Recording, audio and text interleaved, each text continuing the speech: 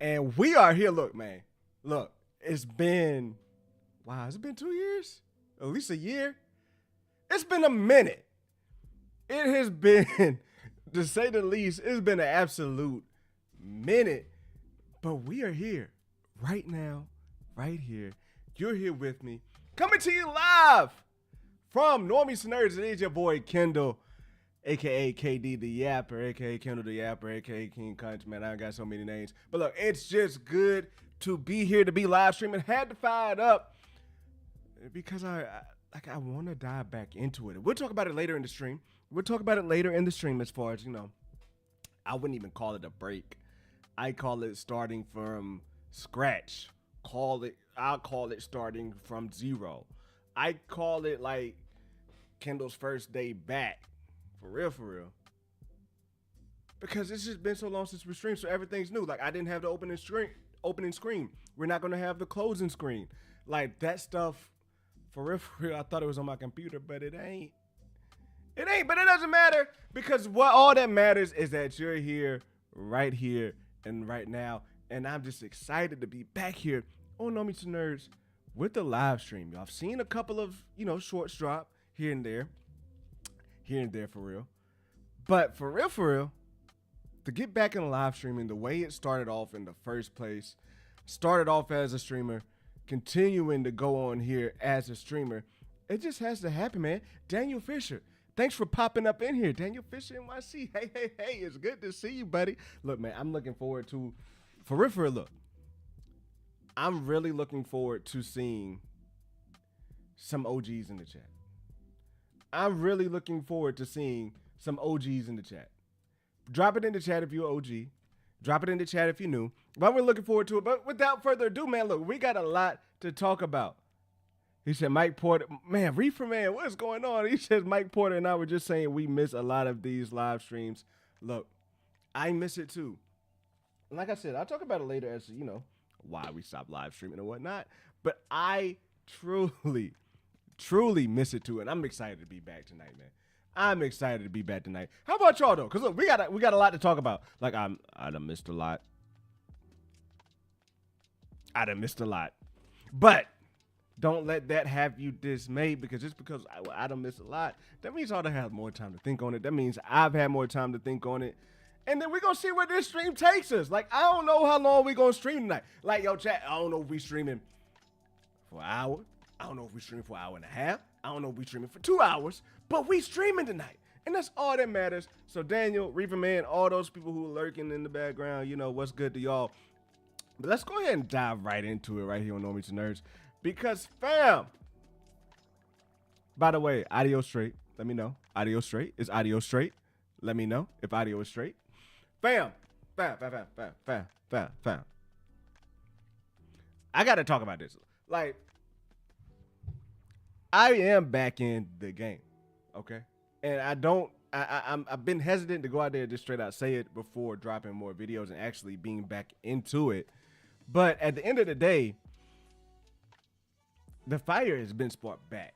And it was sparked back when I saw the first Doomsday trailer. It was sparked back then. And when the Doomsday leaks was coming out and looking at it and all that good stuff, right? But by God, I did not expect to come out of Spider-Man No Way Home the way I came out of Spider-Man No Way Home. Spider-Man No Way Home. Oh, man, Spider-Man Brand New Day. I'm tripping. You know what? We're about to start this back over. Rewind, bring it back to the top. Because, chat, yo, I'm going to be real. Out of the hiatus that I've been taking from YouTube, out of, just the way that Marvel has been having people down in the dumps, myself included, I was not expecting to come out of Spider-Man Brand New Day the way that I came out of Spider-Man Brand New Day, feeling brand new. Man, I was feeling like a born-again Marvel nerd, because at the end of the day, bro, what they did in Spider-Man Brand New Day, which is absolutely amazing. And I'm not the only one who sees that, because before I get into the wheeze and the minutia of the movie, like, bruh, let's just talk about the simple fact that this movie literally broke as many records as it could break, bro. Like, this movie legit broke Here, I'm about to run it down because Deadline, they just dropped a beautiful article just about 4 hours ago, just about like what Spider-Man has been dropping on the table. This is from Deadline. It says the box office records that is broke. All right, it's broken the biggest box office. It's broken the biggest box office at domestic. Excuse me, the biggest opening at domestic box office at 360 million, besting the Avengers Endgame at 357 million. It had the biggest weekend at domestic box office for all films at 430 million, with the biggest weekend again ahead of Avengers Endgame. Biggest domestic and global opening for Sony Pictures. We don't really have to stay on that one, do we? Nah, we don't really have to stay on that one. But then also, biggest domestic opening for the Spider-Man franchise, biggest ticket sales in U.S. and advanced ticket sales. That to me was huge, bro, because the advanced ticket sales that we saw from this movie was crazy. Look, I'm gonna tell you, I live in a small town here in Virginia, and where I usually go see my movies, I either go to a place in North Carolina called the Palladium in High Point. I either go there or I'd go to another movie theater about 30 minutes west of me in a smaller town. Now, when I looked at the one in Palladium, when I looked at the one in the bigger city, it's about like no more than, it's like a 45-minute drive to me. That was the one I was going to go to. I was going to go to that movie theater, bro. I looked a week, like maybe like, I wasn't a week, I'm capping. It was like 4 days. I looked like 4 days before the movie dropped, before I was trying to go. All the good seats were taken, and I ain't finna be sitting in the movies watching it like this. Nah, fam, they ain't happening. So, like, I ended up going to Danville. I doxed myself. I ended up going there. I ended up watching the movie there. And to my surprise, the 8 o'clock showing was pretty much sold out other than the front row seats. The 9 o'clock showing was shoulder to shoulder. And the 10 o'clock showing was shoulder to shoulder. And I've never seen that at that movie theater ever, chat. Like, ever. Chat, how was the movie theaters where y'all were? How was it where y'all were? Like, were they packed? Were they not packed? Because I'm going to tell you right now, when I pulled up, I first of all took my daughter, and it was amazing.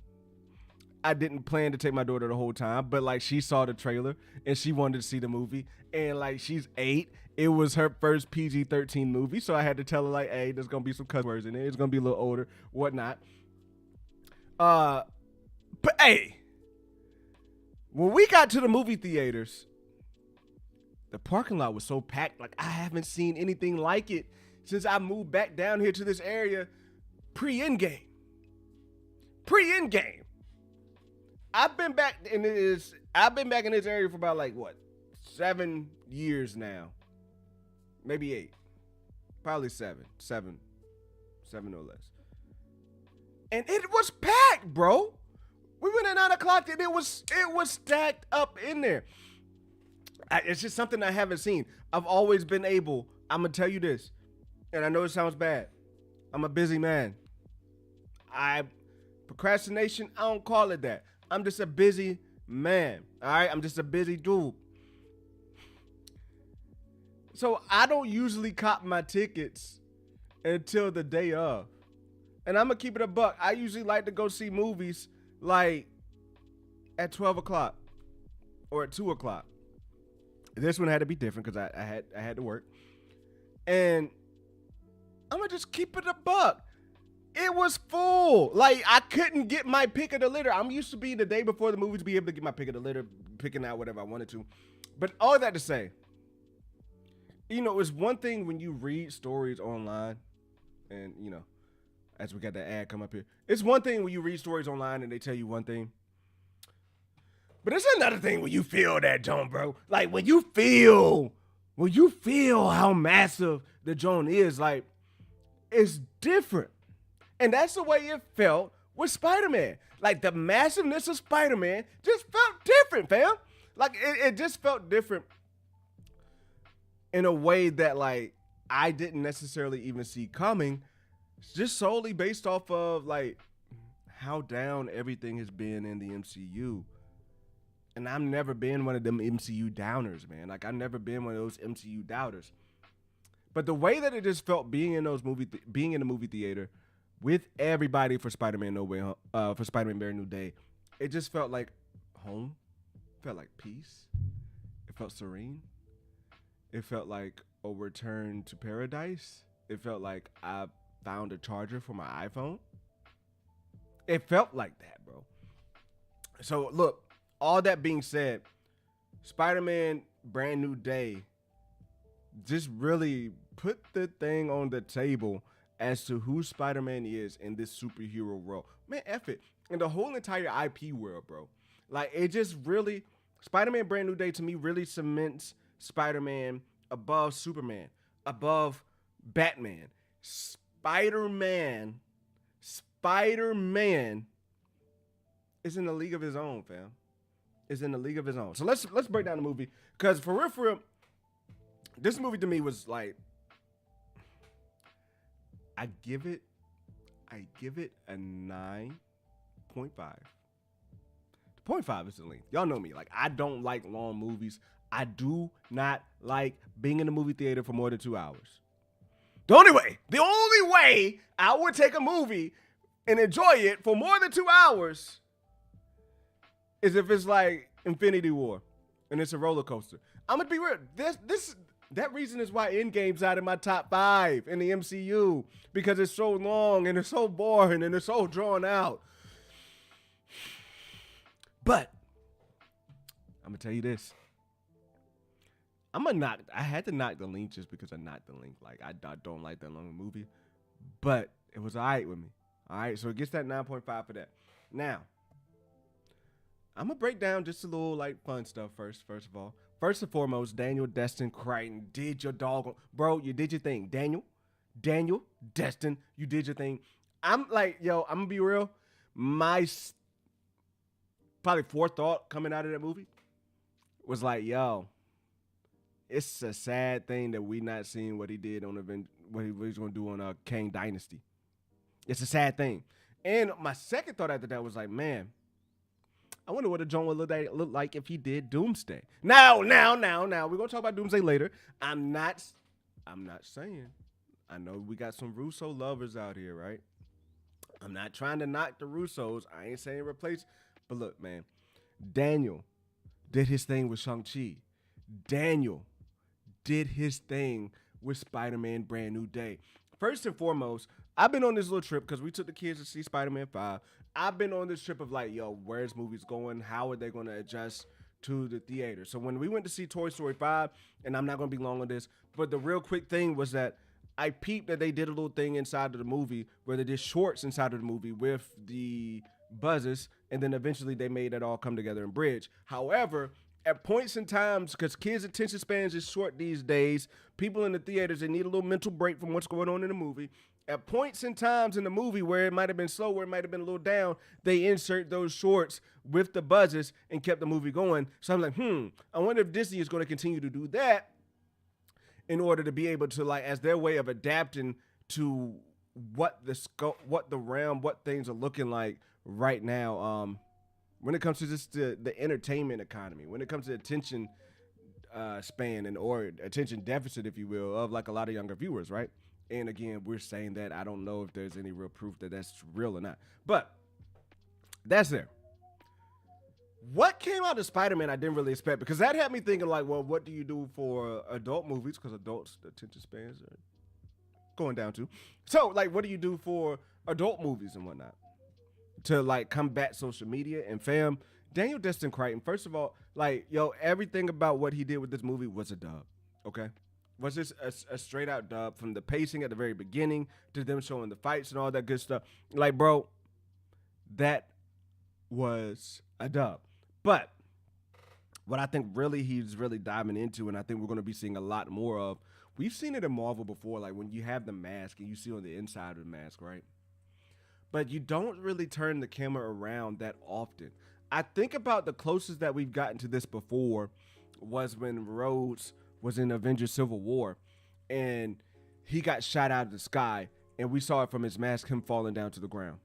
Right? We saw the AI go dark. It went dark inside of the helmet and he fell down to the ground, hit the ground, led the way.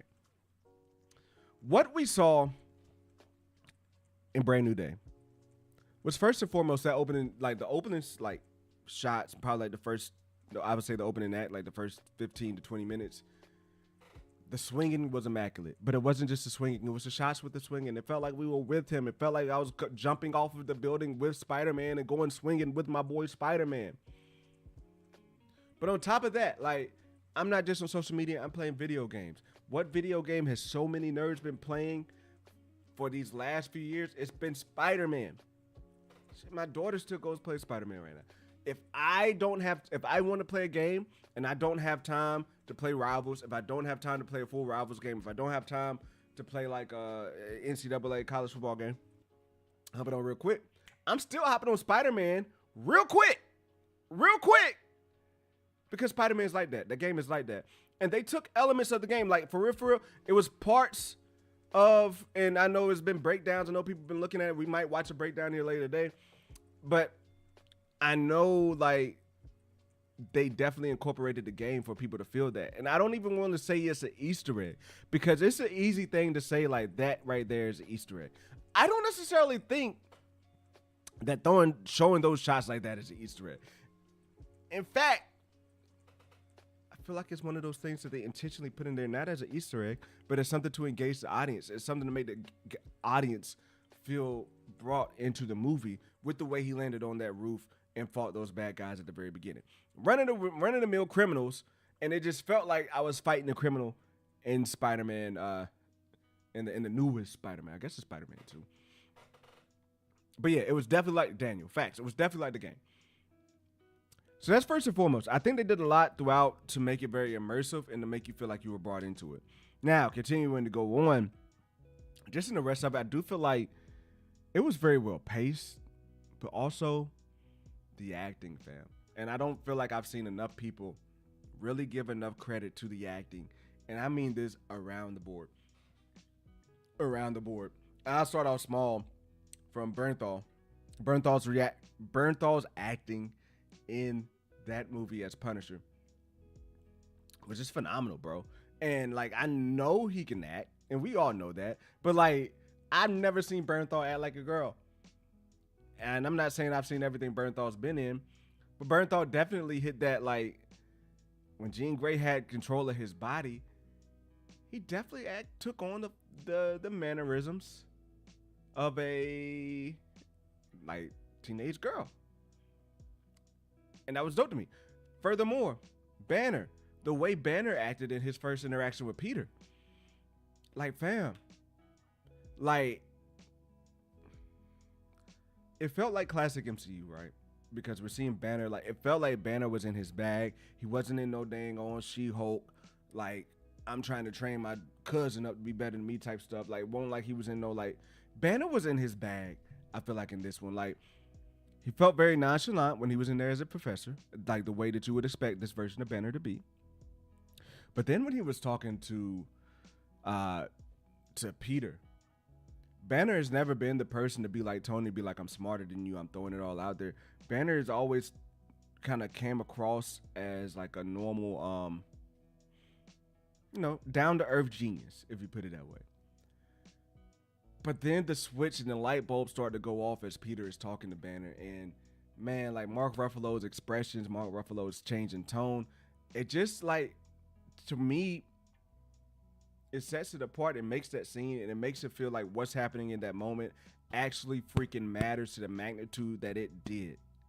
And I love that for Banner. I love that for the movie.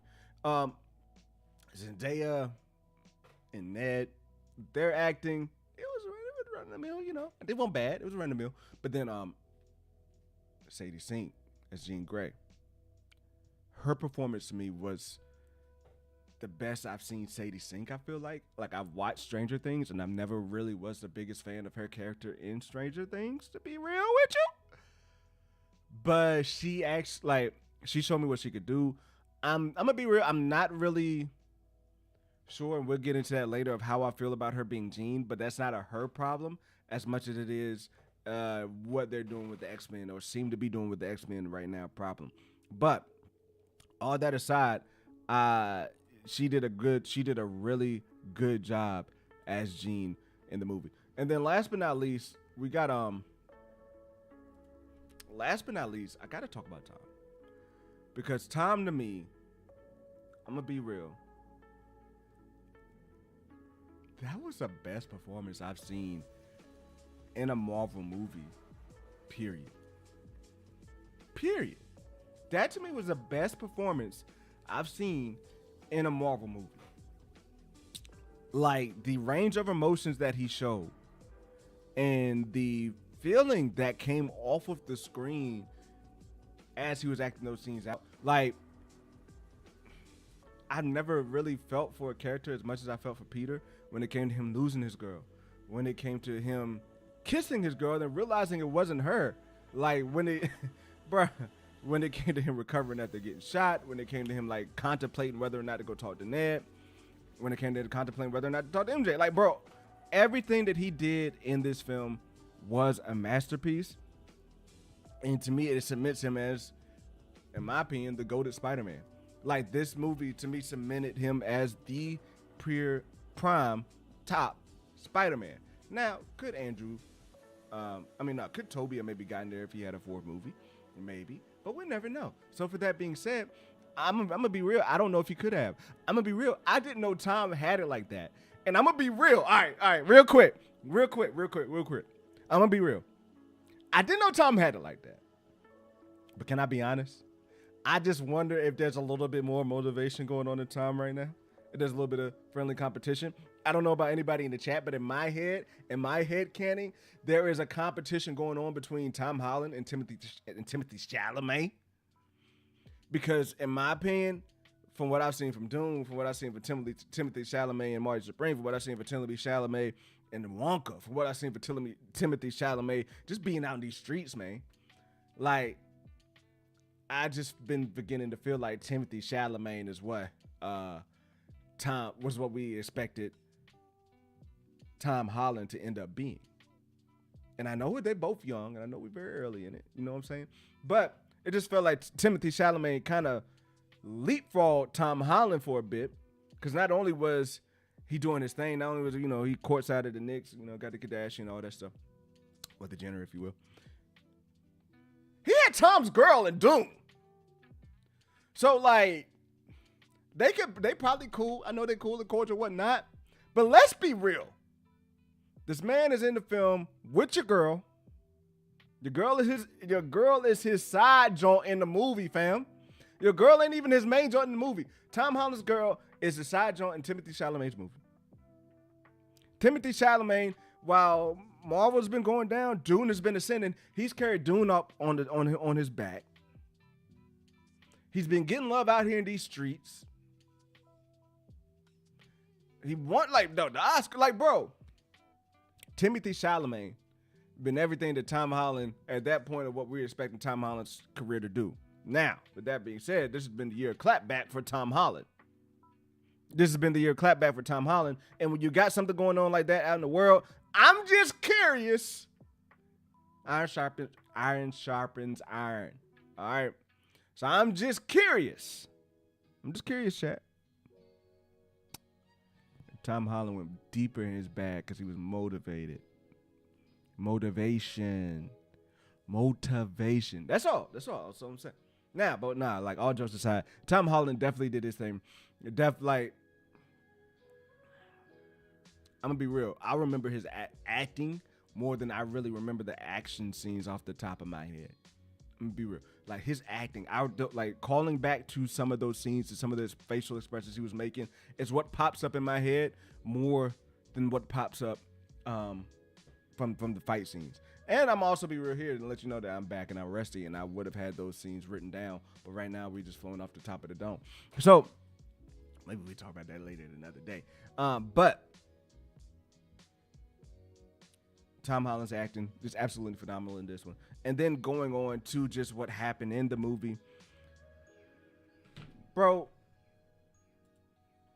what happened in this movie from a nerdy standpoint is absolutely a return to form for Marvel. From a nerdy standpoint, let's talk about it. Like, we're picking up where we left off with Peter. Nobody remembers who he is. And that the decision to have that lead you down to such a path of what they were doing, which basically looked like they were going to go to not do Spider-Man, but Man Spider, is what they looking like they were about to turn out, because he was becoming more and more Spider the further and further away he fell apart. That to me is just all out good nerdiness. Also as well, I heard the point earlier and I'm going to reiterate it. This movie definitely didn't feel like, a movie where you had to feel required to do your homework. I think they did. Justin, my brother, we are here, my G. We are here, bro. I definitely feel like this was by design. All right. Now, let's be real. I think it definitely would have taken, as much as I would have loved to get some hint or a clue as to what was going on in Doomsday, and I know we got that hint and clue in the post-credit, and we'll talk about the post-credit here in a second. I think just leaving out Doomsday and the multiverse stuff, like, of course we got the multiverse stuff in the last movie, and it would have made, nerdy sense for them to dive more into the multiverse stuff in this movie. But I think to really have this movie be isolated, in a sense, grounded, if you will, to Spider-Man and what he's going through, was just a genius move, especially with what you got going on with the MCU phase 4 and 5, like phase 4 and 5. That was just an absolute genius move. Because one, I doubt if you didn't do your homework, I doubt that doing homework was going to stop anybody from coming to see this movie based on the box office. But the fact that people didn't do their homework did not hurt them in watching this movie. The fact that people did not do their homework did not hurt them in watching this movie. Because first of all, everybody saw what happened in the last Spider-Man movie. But I guarantee you probably about 50 to 70% of those people didn't see what happened between the last Spider-Man movie and this movie. And that's just how and being able to sit in there and watch the movie for people who, haven't been like that, haven't been watching every single Marvel movie. For these folks to be able to sit in and just watch it, I feel like it lets them just focus on what's happening in the here and now and present, and they're not like, damn, like, where did I miss this? What happened here? What happened here? What happened here? So I love that aspect of it. But also as well, from the aspect of what they did with Jean. And what's going on, Carl? What's going on, Trinity? What's happening, bro? Carl, I see you every day, man. What's up, man? But when it comes to like what actually went down with, bringing in Jean, the implications of what happened in that movie, to me, it's a springboard for more. And I know we're about to go into Secret Wars and Secret Wars and Doomsday. And I'm like, yeah, I got my idea on how these things going to happen. Because let's be real, when you're talking about a movie like Doomsday and Secret Wars, it got you wondering, like, how is the reset going to work? How is it going to happen? How is it going to move forward? And do I want to talk about this now? I don't think I want to talk about this now. But it's things that happen that are so deep in this movie that, like, there is no way they're going to wipe away what happened in this movie with a reset after Doomsday. To me, there is no way that they're going to wipe away what was done in this movie by saying we're just building. What's going on, Brutal Bear? By just restarting in the new MCU, going on. Like, no, there's no way. Like, to me, they have to keep these beats. Like, it's a wash. How big of a waste would it be for Peter Parker to create the inhibitor chip and for it not to be known in the world?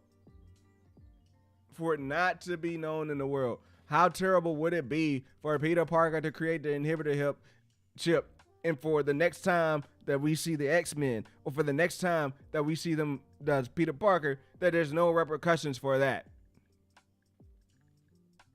Like, that just wouldn't make sense to me, right? That just wouldn't make sense to me. So, in all actuality, like, I feel as if, like, this movie set up Marvel to continue to build on the lore in the multiverse, but also I think it recontextualizes it to change how we think about how they're going to do mutants and how the mutants happen. Now, like, we still haven't gotten our answer as to why all of a sudden the mutant gene is starting to pop up all over the place, right? We haven't gotten that answer at all. But I think the general answer that a lot of people were having was that, oh, don't worry about it, because after Secret Wars, they're just the mutants are going to come in, and we're going to find out about it that way. After Secret Wars, we're just going to get the mutants, and it'll make sense because something that Doctor Doom did to make everything right with the sacred timeline to bring mutants back in and reverse what Kane did of taking mutants out. No, it's all good. I don't think that to be the case anymore. I don't think that to be the case anymore. When it comes to characters like Doom, yeah, I think he could still be written out of the sacred timeline at the hands of Kane. But when we're talking about X-Men characters, it's just solely based off of what happened in this movie. Just based solely off of what happened in this movie, they are going to keep this stuff canon.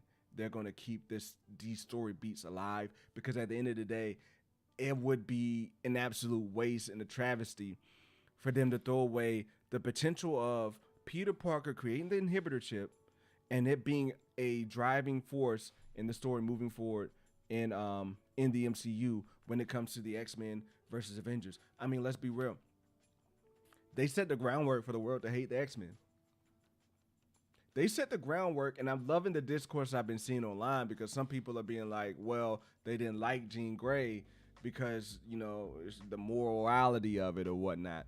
I think the morality of it was spot on. And to be real, I think there are a lot of people that are out there who are going to be attaching themselves to one side or the other side of this argument the more we see mutants be brought in and possibly cause problems. I said possibly, but possibly cause problems.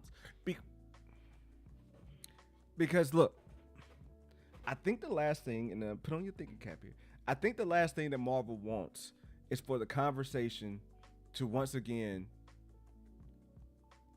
no! Fam! My battery was charged, fam.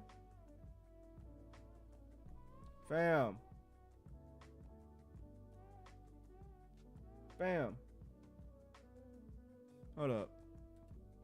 Stop recording. Look, man, this shit pissed me off. My battery was definitely charging. It was definitely charged. I am a rookie all once again. Oh my God. Yo. Fam.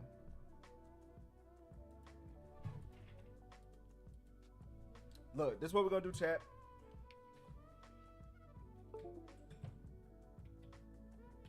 It's gonna be ugly. It's gonna have to be cinema.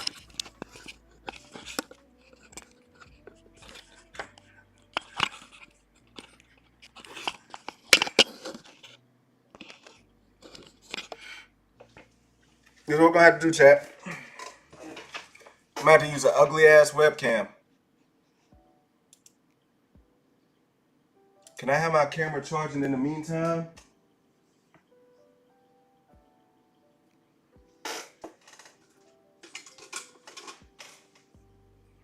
Chat, this is ugly and embarrassing.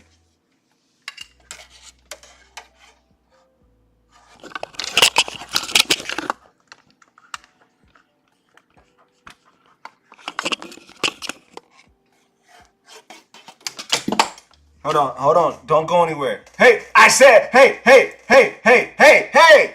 I said, don't go anywhere. Is my audio jacked up too?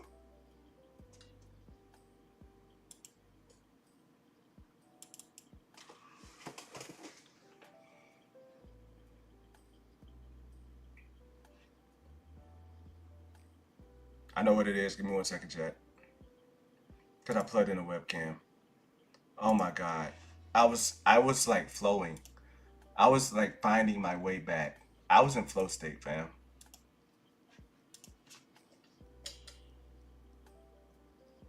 Chat, we back? Is the microphone good now? Is the mic back good? Is the mic back good? Is the mic back good? We good again? I think we're good again, chat. Yep, I think the mic. You know what, Trinity? Look, hey, it's cool, because I know you're probably subscribed to another channel, so you know it's all good. Everything just fell apart. My life is in shambles.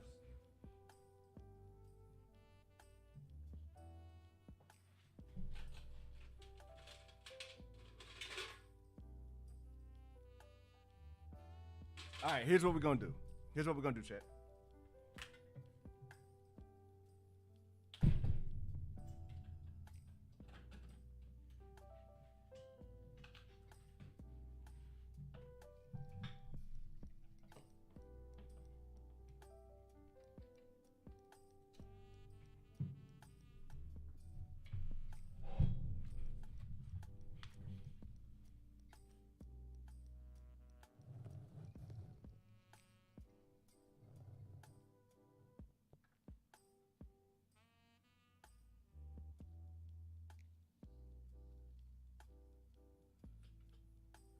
Yo, so you want to know what really happened? Back in the day, and this about to run out. Back in the day, I used to be able to just, before the world of USB-Cs took over, I was able to USB-C, USB-A, I guess, into the computer, and then I would just, USB-C and charge my camera up at the same time. Now everything's gonna happen. All I'm doing is just running straight USB-C. And it's crazy that my battery just died even though it's been plugged up all day. Hold on.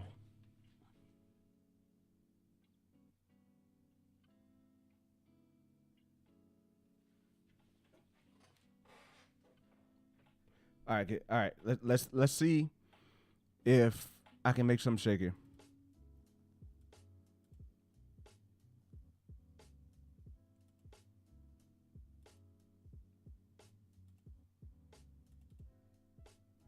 I didn't want. Oh damn! I'm probably about to shut the stream down.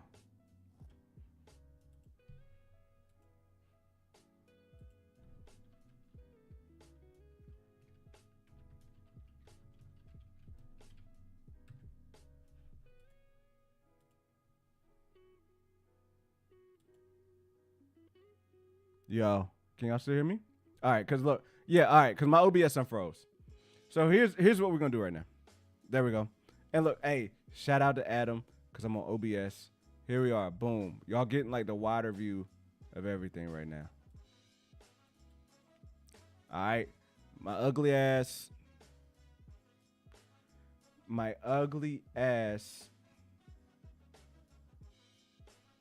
Hey, pro streamer. Oh God. Oh God.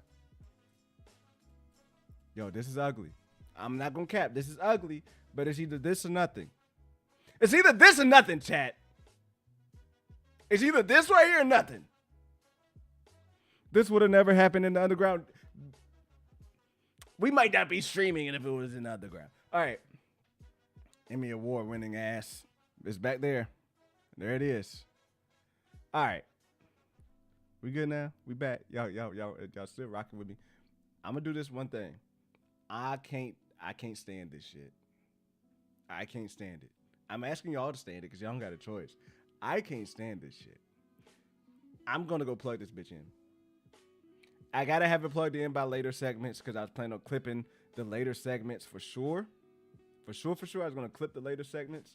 So I gotta plug this back in. Zoom out maybe? Yeah, I'm zoomed all the way out.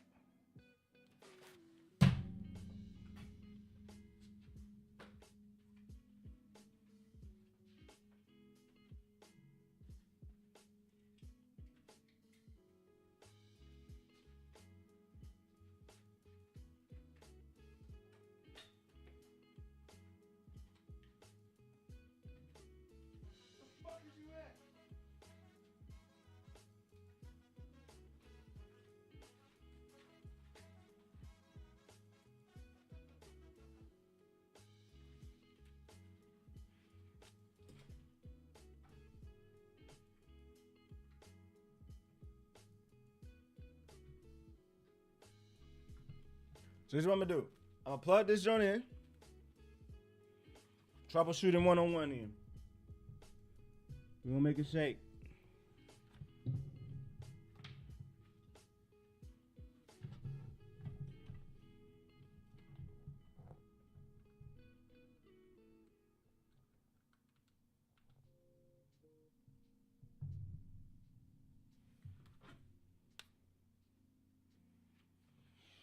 All right.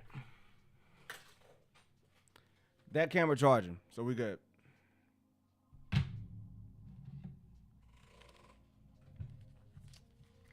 All right. So the camera charging, we good. The camera charging. All right, real quick, is the music like mixing good with the audio? We good? All right. God dog, man. I was flowing, bruh. I think we hit 10. Look, man, I wasn't asking for much coming back live. I know it's been a minute. I mean, we hit 10 folks in there. 10 folks from a guy who just got an email today saying, hey, man, you need to do some on your YouTube page or we're going to, like, demonetize you. Look, hey, come on now. But where was I? Where was I before my camera? What music for real? You kidding me, right? You kidding me, right? Because not only did I go back to 2010 with this, probably 2014, because let's be real, like when this video quality, you don't think 2014 when you see this, but then when you go back and watch something for 2014 and you see this, it's definitely 2014.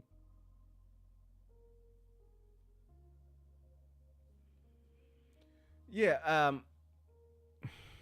yeah, brutal. Fat chance. But look, where I was, I think the last thing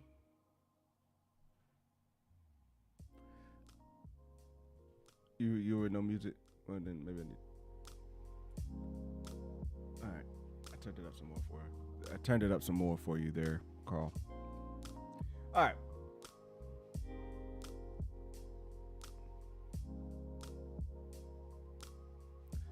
Yeah, I don't want it too loud.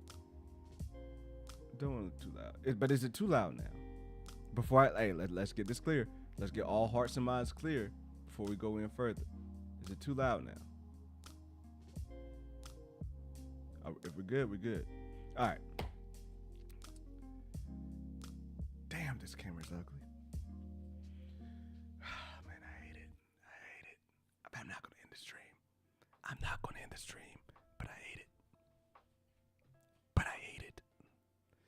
Okay. Where am I? All right. Look. Anyway, the last thing. Here we are. The last thing I think that Marvel really wants is for the conversation to go away from the nerdy shit again.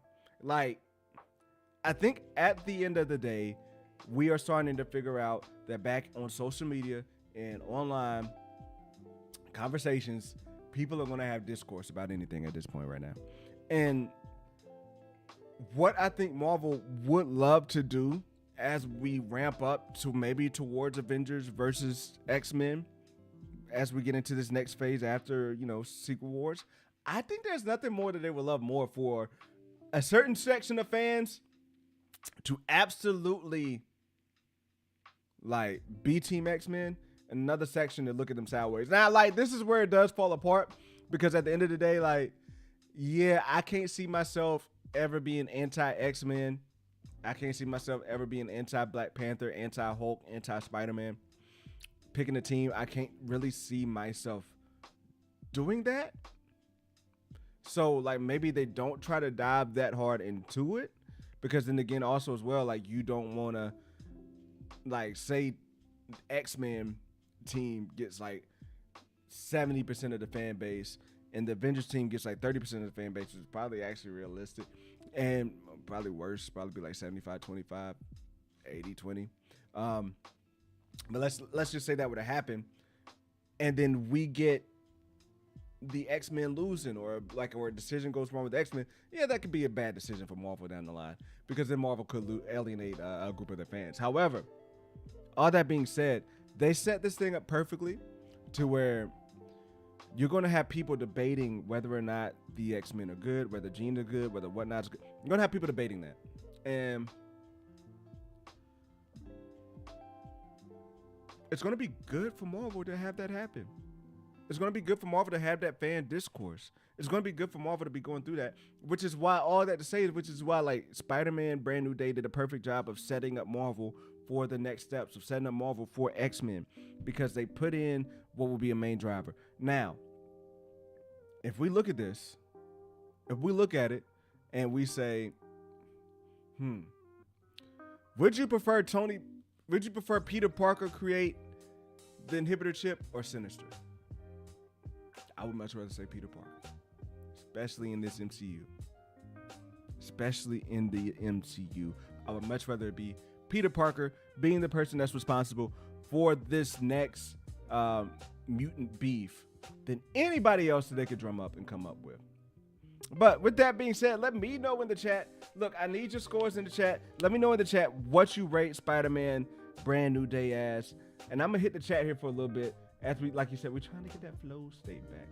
We're trying to get the chi back in this zone. But let me know in the chat what you think. Carl says, it kind of makes no sense that Spidey beat out Endgame, though. Definitely a surprise. That's the next thing I'm about to talk about, Carl. It's definitely a surprise. But I think we're going to, like, what I'm about to say, because I put this in the chat earlier, but, like, I don't think it really hit home because, yeah, I just don't think it hit home. Because when I say what I'm about to say, it's actually very plausible that Spider-Man beat it. Now, to me, is it more crazy that it beat Endgame than No Way Home? I think that's more crazy. Because, like, can I be real? Didn't No Way Home have more hype?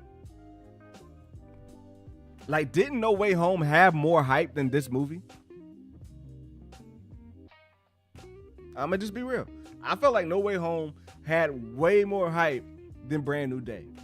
Even up to the day that it came out, it was just more hype around it. But I don't know. I'm more surprised. I'm honestly more surprised that it beat out Brand New Day. I mean, that it beat out No Way Home than it beating out Brand New Day. Than it beating out Avengers Endgame. But yeah, that's a good point though. I am surprised at what you think about it beating out. You think the hype carried more over onto this one? Maybe. I haven't really been able to dive into No Way Home like that, Trinity, simply because it's not been on Disney Plus for the longest. And yeah, I just ain't been able to dive back into that junk. I got Google Translate on right now. You look, Google Translate, you don't got to translate. I've been doing my Duolingo, bruh.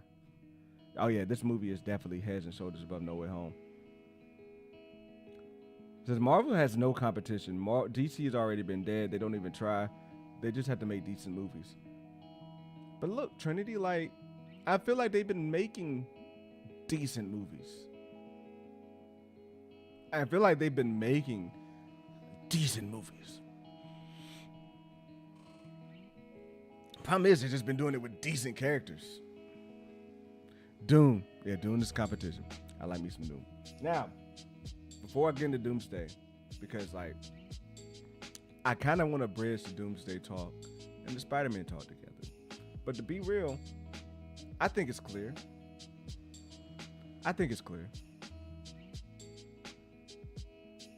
Marvel has the biggest superhero IP in the entire world. Likely, I don't know if I compare it with Mario. I don't think. What do y'all think, Chad? Do y'all think? I think Mario's probably the bigger IP. I got along with Mario being the bigger IP than Spider-Man. But outside of any religion, like, yo, Spider-Man is up there at a level that you cannot touch. With this breaking Endgame's records and what we've been seeing in movies and box offices since COVID, it's crazy. For this to break Endgame, for this to break, hey, what's going on? See my G. For this to break Endgame's record in the midst of the greatest slump in franchise history with Phase 4 and 5, put Spider-Man on another level. They always say no one man is bigger than the team. But goddamn it, Spider-Man is the team. Spider-Man is, look, I don't care what nobody say. I'm gonna put it like this. And this is just how I feel right now. Spider-Man is bigger than the MCU.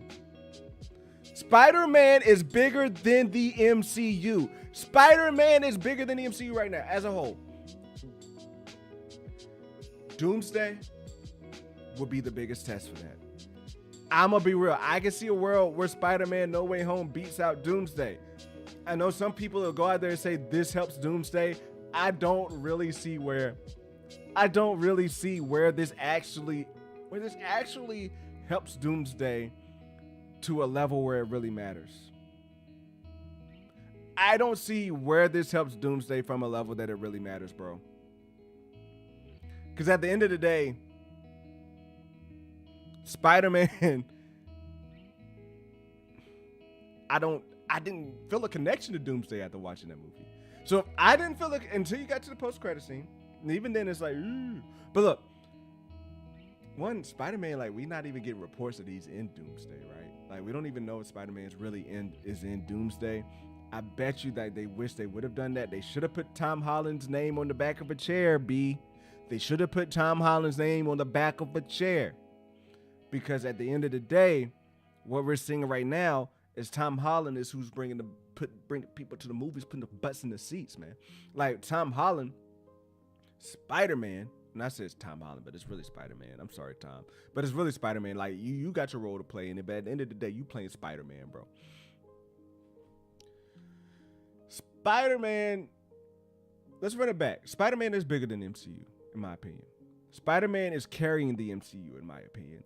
And even in the Infinity Saga, yeah. So let's think about where we were. I'm gonna look this up real quick. Opening box office for Age of Ultron.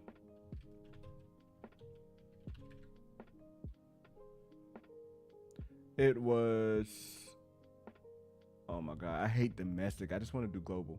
631 million.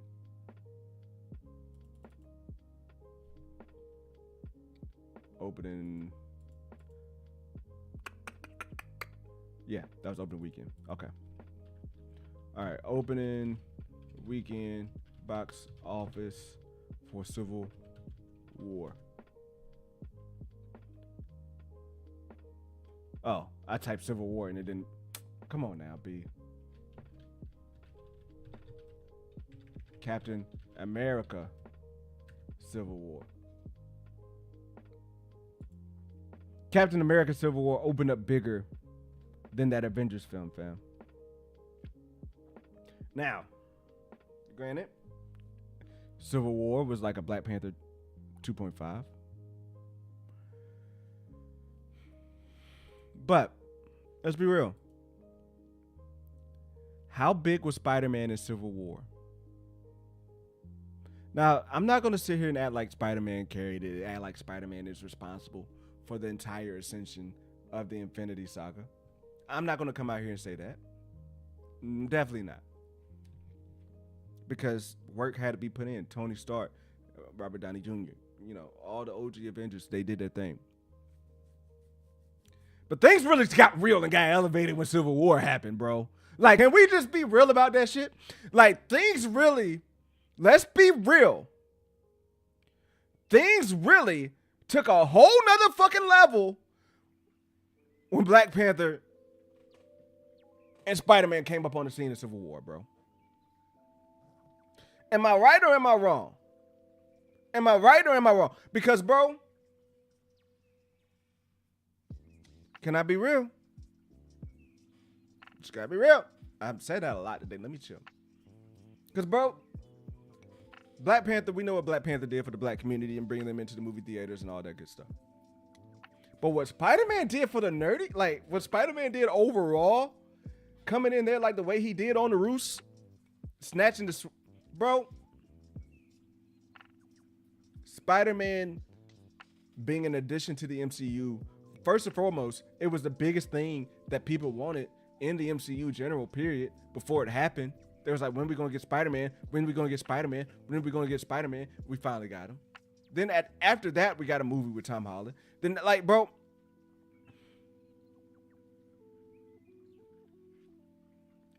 when you think about how Spider-Man ascended, helped the Infinity Saga ascend to a different level, to where, like, I think if you don't add Spider-Man and you don't add Black Panther into the saga when you did, giving them time to have their own movie, giving them, the introduction in Civil War, I don't think you get to Infinity War and Endgame in the same fashion, right?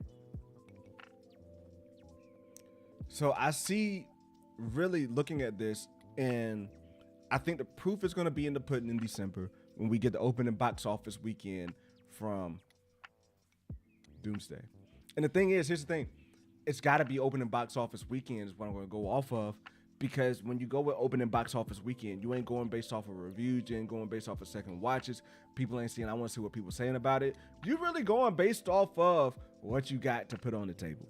You're really going based off of your cachet, what how much weight your name got in the nerdy streets. That's what you're really going based off of when you're looking at opening weekend.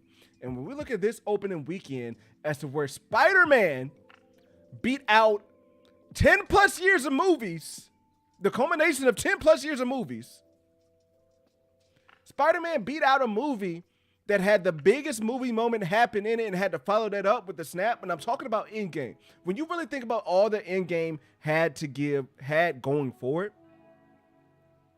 with everything, with the Infinity Saga, with the snap, with the characters coming back, all that stuff, when you think about that, and the fact that this movie, Brand New Day, in this period where nobody wants to watch Marvel, in the period where even myself, even me, I'm like, yeah, I ain't watching that shit. Fam, in this day and time, Spider-Man beat out that movie, bro.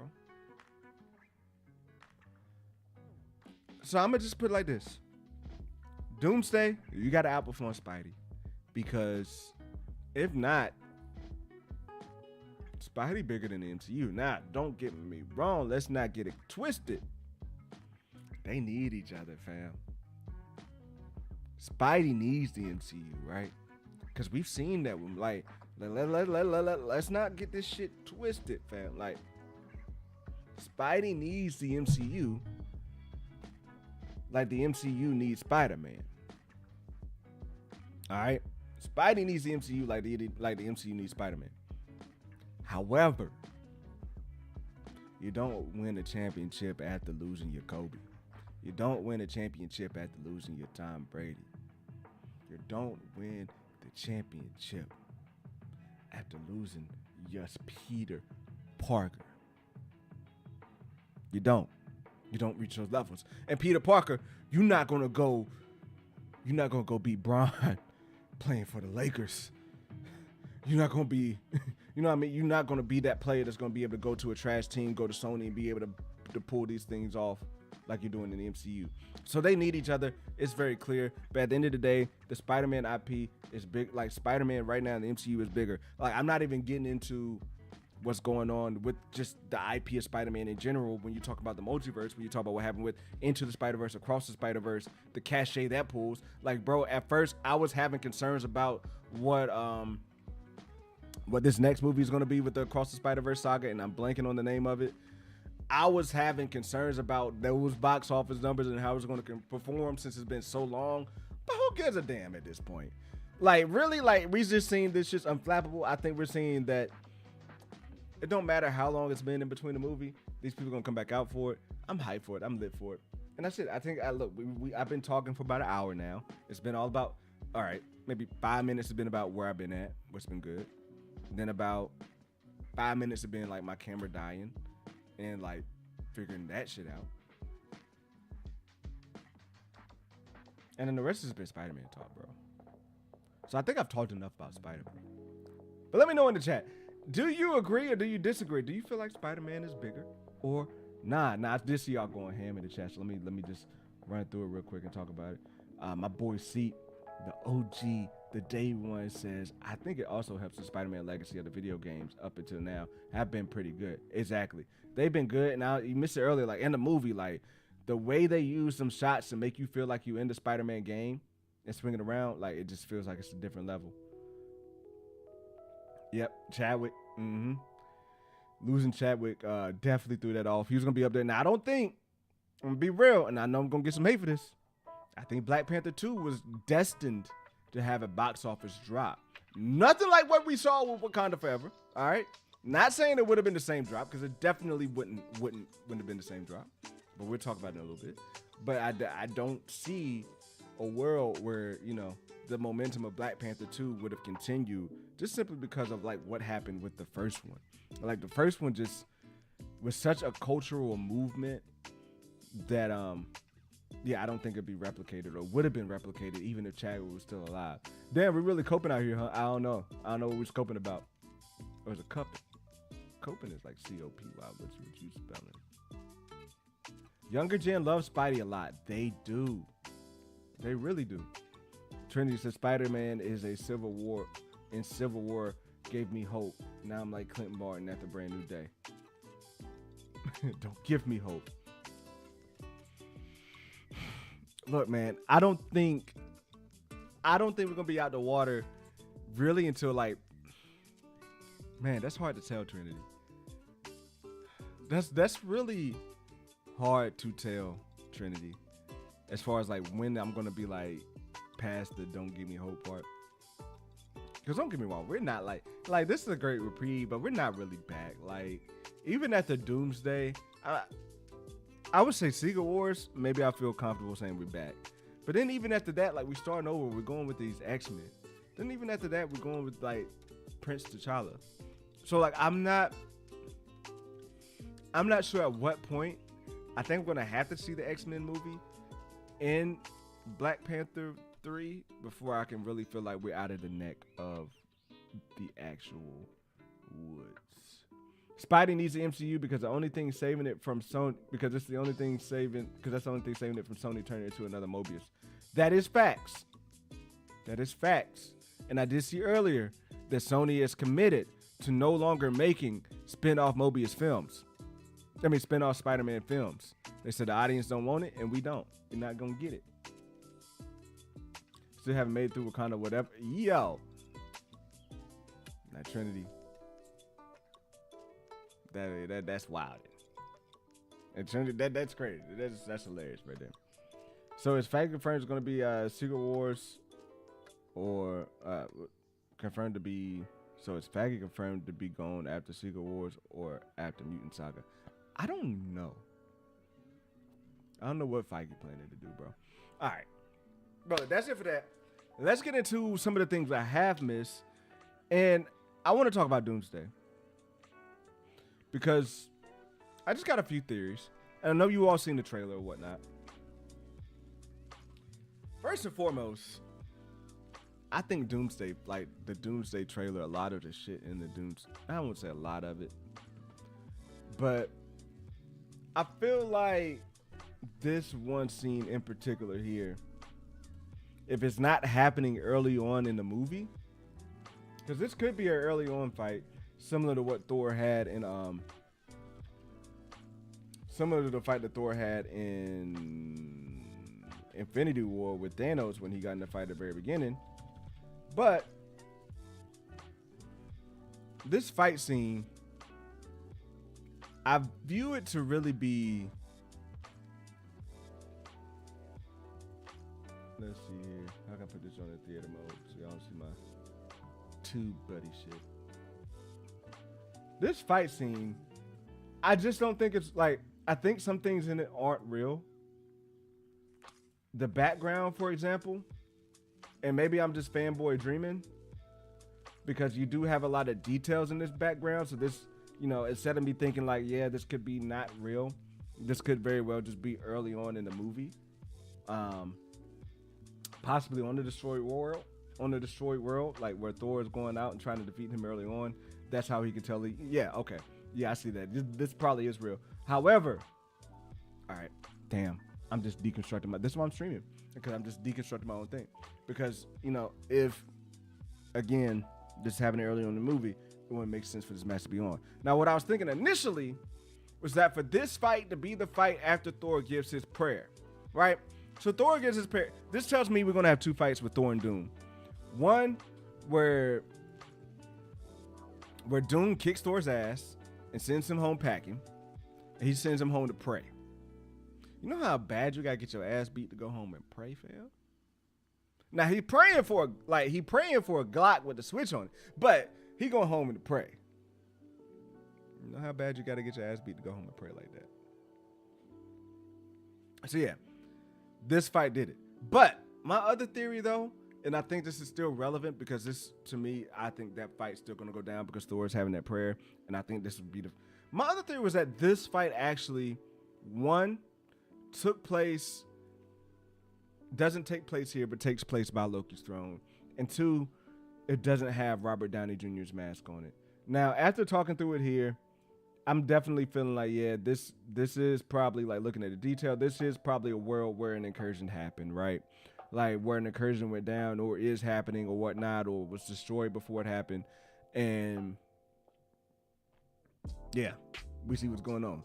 Thor about to get packed up and sent back home to pray.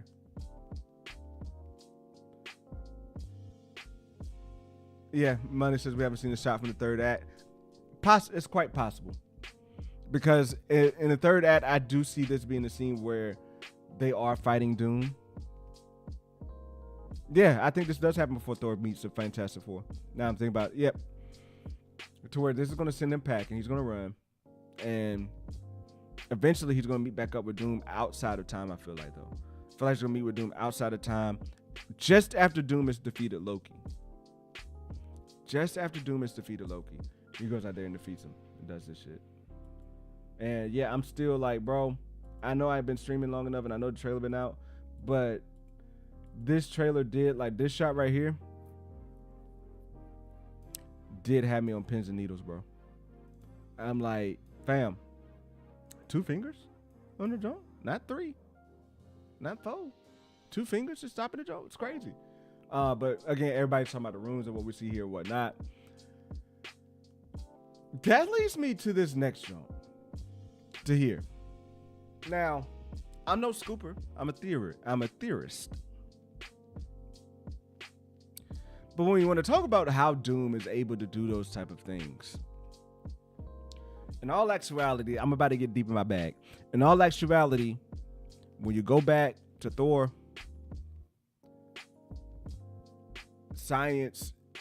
magic is just science that's not yet been explained. When you go back to Doctor Strange and the Ancient One, magic is what humans would call, something I'm paraphrasing here, is what most people would call like programming or code. And you're tapping into that programming or code to pull energy from other dimensions and warp and change reality to your liking and your choosing. That's paraphrasing, but that's basically what she said. We know that reality is made up from, the Infinity Stones in the MCU. All that good stuff. I don't know if y'all remember back in the Kang days. Man, the Kang days. How nice were those? How nice were the Kang days, guys? Don't answer that. I don't know if you remember back in the Kang days, but I had my magic theory.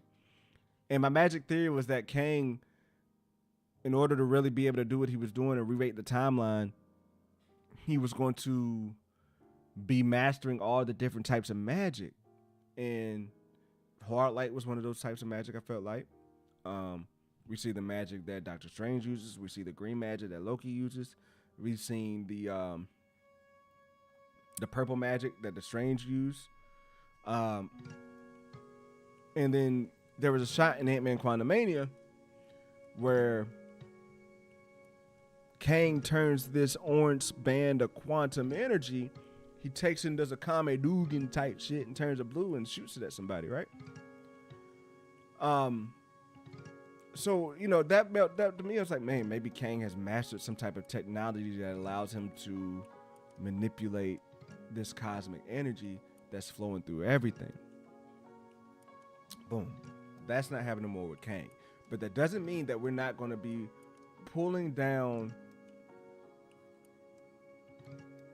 that concept to Doctor Doom. And when you really think about Doctor Doom stopping Thor with 2 fingers, think about it. Thor's lightning is magic, fam. And if you want to really like break all of this shit down even further, everything that we see in the MCU is science created by the Celestials. Everything we see in the MCU is science created by the Celestials. That's why when the Eternals, use their magic, they're tapping into a different magic that we've seen nobody else tap into. Yeah, they look like they're conjuring weapons. Nah, fam. They're tapping into a celestial form of magic, of energy, of science. And that's enabling them with that power. So you want to tie those dots into Doctor Doom, and you want to talk about a magician. Dr. Doom is the perfect one for that. Because Dr. Doom is science and technology, as we all know. Now, when you want to think about, boom, what's been happening out there in the magic world, even think about Tony Stark, fam. Tony Stark created his own elements. The ability to be able to level up propulsion. This is why I think science, the scientific superheroes, the genius superheroes can go head to head with the magical superheroes, because ultimately they're just working in two different scopes. But to me, it's the same juice. He didn't create it. You're right. He didn't create it. I apologize. He stole it. Whatever. But he made it eventually, right? He got the blueprint. But at the end of the day, that's magic, fam. That's magic. Creating a new way to be able to warp reality. You make a new element to warp reality to be able to power it. Like, that's magic, fam. The way he's able to be able to boost his suit, that's magic. Even though it's science, it's magic. Look, all that being said, I see this leading to a point with Doomsday to where Doom is mastering his own magic. And I'm very, very interested to see what color magic Doom uses. The biggest piece of magic that's interesting to me, I definitely feel like, and we're about to get into these witches here, because these witches were at San Diego Comic-Con, and apparently there was a red one. And of course that's Wanda, right? You would think it would be anyway. But where I'm leading to here is this, with Dr. Doom leaning onto this magic, is him. One, I'm curious what magic he's going to use, because we've seen Frigga, we've seen Loki, and the other Lokis use green magic.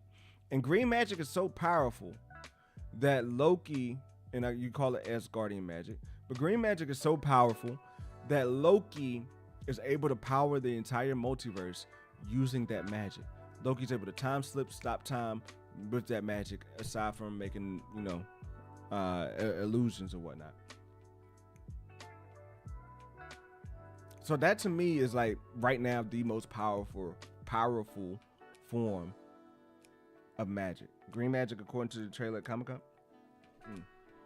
Now, which would make sense, and I know they didn't dive. I know they weren't thinking that far ahead. Now, this black magic, and of course, and let's run through that. I think this is definitely Sylvie. I think we can all probably come to an agreement that this is probably Sylvie. This right here, this witch right here, and these are the Latvian witches that we've heard about. I think these are going to be definitely replacing the Black Swans. This witch right here, definitely Cleo. I don't think Doctor Strange is going to be a witch. Just putting it out there. But this one here, chat, who do y'all think that is? Because me, I think that's the ancient one.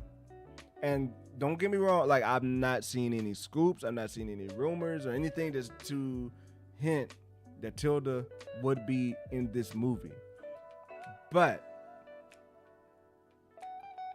when you think about what Tilda was willing to do when it came to Dormammu, nah, that's too orange to be Wanda, fam. Orange. There was also a red one. Hold on. I shouldn't read the chat.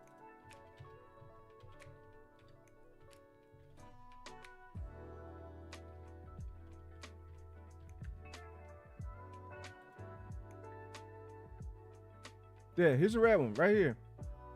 Is this real or fake? Damn. You know what? Now I'm seeing it's just on there. I think it's fake. But I heard there was a red one. Hold on. I heard there's a red one. I feel like I've seen a picture of the red one.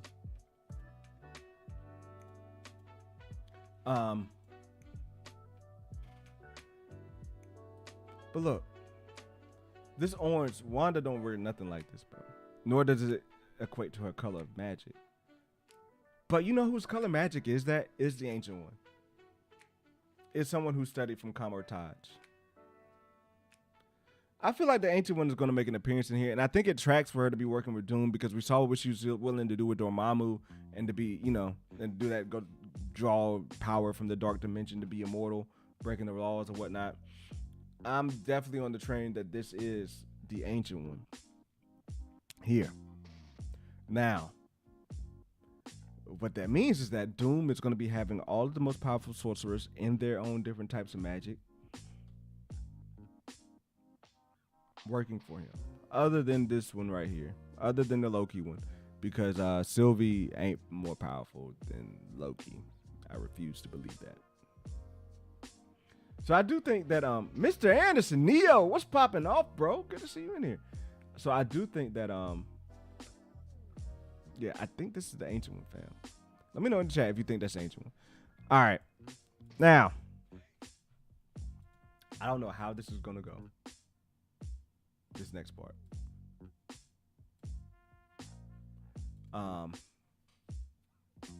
Because I ain't really scripted out.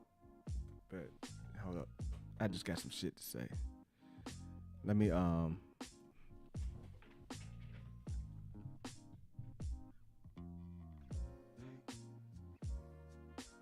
camera back, yup. George Phoenix, yup.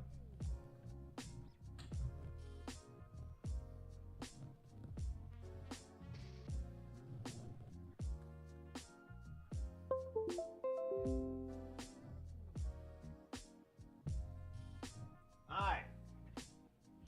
We still in this. Camera back, fam. So Sylvie, Clea, Wanda, and the Ancient One. And Ned. Y'all think that's Ned? You think it's Ned? It could be Ned instead. Alright, we back, fam. I don't really know why my camera died the way it did, but we still here with it. It ain't even really give me no alert. Actually, I don't know if I should be concerned about that, because it really didn't. The camera really did give me an alert that this shit was about to happen, fam. All right, now we back. We back with it, y'all. Y'all happy? Look, man, look, I can't help. I can't help it here. All right, but let's start talking about it. David Johnson being announced as Prince T'Challa II, that's going to be coming up in Black Panther 3. Now, let me start off this segment by saying this. I wanted and still want to see T'Challa, the son of T'Chaka, in the MCU running the role. That's the ultimate want. That's what I want. You know, that's what I desire. That's what I wish they had did, right? But I'm willing to give it a shot. I like it. I like the casting is what I'm saying. I like the casting. I like what they're doing, and I'll explain why I like what they're doing here in a second. Do I like it more than them just going with T'Challa, the son of T'Chaka? Initially, no, but for reasons that are beyond nerdy, for reasons that are real life, I like it more. So with David Johnson coming in, I've seen some of his clips. I'm gonna be real, I've not seen a single movie he's been in, but I did go through and watch his clips. It's clear the dude can act. I'm not a casting dude. I'm not a casting person. So to be real, like, even if I went through and watched his whole entire movie or the whole entire series, it wouldn't sway me. I just feel like I've seen enough to know, like, okay, I see it. And that's as far as it goes. Because y'all know me, I was the biggest, get Dan Sam Idris in here. Like, I was the biggest Dan Sam Idris. I think I might have been even the first one, to be real with you, to call for Dan Sam Idris as Black Panther. But that's just because I love what he did in Snowfall. I thought his build, I thought he matched it and whatnot. It's cool. But With David Johnson, yeah, like, and I'm gonna have to hide the chat here from Trinity. All right, but like with David Johnson, I'm like, all right, cool, I can see it. Like, one, he looked like if Chad was to have a son with Lupita, I can see that being it.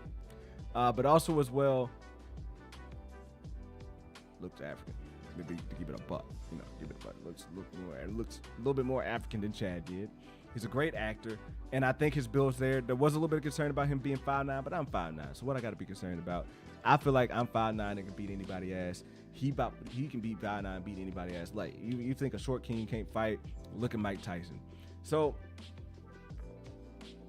this decision here to move forward with him, I think is dope. And the thing is, I don't think there's really been a lot to it. Like, I don't think there's been a lot of discussion when it comes to him. Because at the end of the day, I think anybody who goes and looks at his body of work, who looks at just like I said, any clip of him can see, he could have been casted. The rub is who he was casted as. He's casted as T'Challa II. He's casted as Prince T'Challa. I'm going to keep it a buck, and this is where, like, I just had to start, like, talking my shit.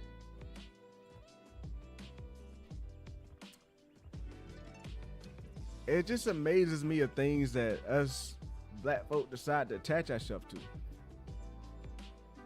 This amazes me as, the things that black folk can attach our shit to. Because we can attach ourselves to a lot of things. And if, you run it back to where Black Panther first came out, to Chadwick Boseman, we gotta attach ourselves to hell to Chadwick Boseman. Like, bro, let's be real. Chadwick Boseman couldn't go anywhere without doing this. That hasn't happened with any other character, maybe other than Iron Man.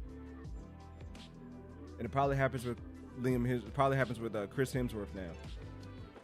So, not to rehash it, but this whole thing has been something that's never happened.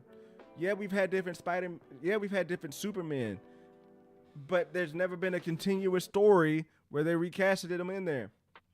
And there's never been, okay, then yeah, you had Thunderbolt Ross die and they recasted him, but Thunderbolt Ross was nowhere near the cachet of what Chadwick Boseman was bringing to T'Challa, okay?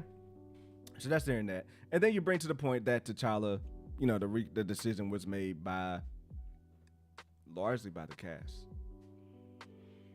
So here's where we're going to go left, and where I feel like, where I see the larger reaction to this stuff has been more positive and people picking up on it and loving it. And where I've seen the negative reaction, while like I'm on the side of wanting T'Challa, son of T'Chaka, I don't feel like I belong on that side of wanting the son of T'Chaka, because the folks that want the son of T'Chaka have been so fucking idiotic about it. I don't want to say all of them. Most of them. Damn, should I say most of them? I shouldn't say most.